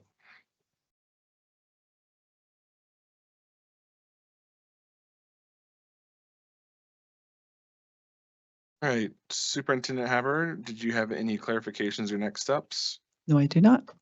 All right, board debrief. Was our business this evening focused on activities that promote and honor our mission statement, our belief statements, and our global end statements that reminds us that all students will have the knowledge, skills, and character necessary for successful transition to the next level, and upon graduation will be fully prepared for success? Did the board hear information tonight that would require the review or revision of a policy? Director Cons. I just want to acknowledge the librarian from Eagleview for our administration to consider. So since you asked, I can give a clarification on that. We've been tracking that data very closely, and we actually have an update that we can bring to the next board meeting in October around where we're at with that. We have made phone calls. The other part of the clarification on that, it's not just the library books. It's that they're updating their emergency information. It's library books. It's whether or not that just for middle school, whether or not they want to have students access the YA books. And it's also media release and some of the other things that we need to have updated every single year. So I think it's also showing us that we really need to continue to have different ways to reach out to parents. We have to have that emergency information updated. So those same parents who haven't done that piece, it's the whole list of things that are in there. But we continue to track that and continue to reach out. So I appreciate your asking about that. Thank you. Any other information that would require a review or revision of a policy? Did the board hear information tonight that would require a new policy? Did the board hear information tonight that the board would like to include on a future agenda? All right. With that, we have Miss Allen and Mr. Meyer, but I don't think Buck's here tonight. They have birthdays this month. So happy birthday, Miss Allen and Buck. And Mr. Salt's birthday is September 19th. So happy birthday to you. That needs to be removed from the record. All right, we were peaked at around 17 attendees. We are down to 15. There is no executive session tonight, so this meeting is adjourned. Thank you.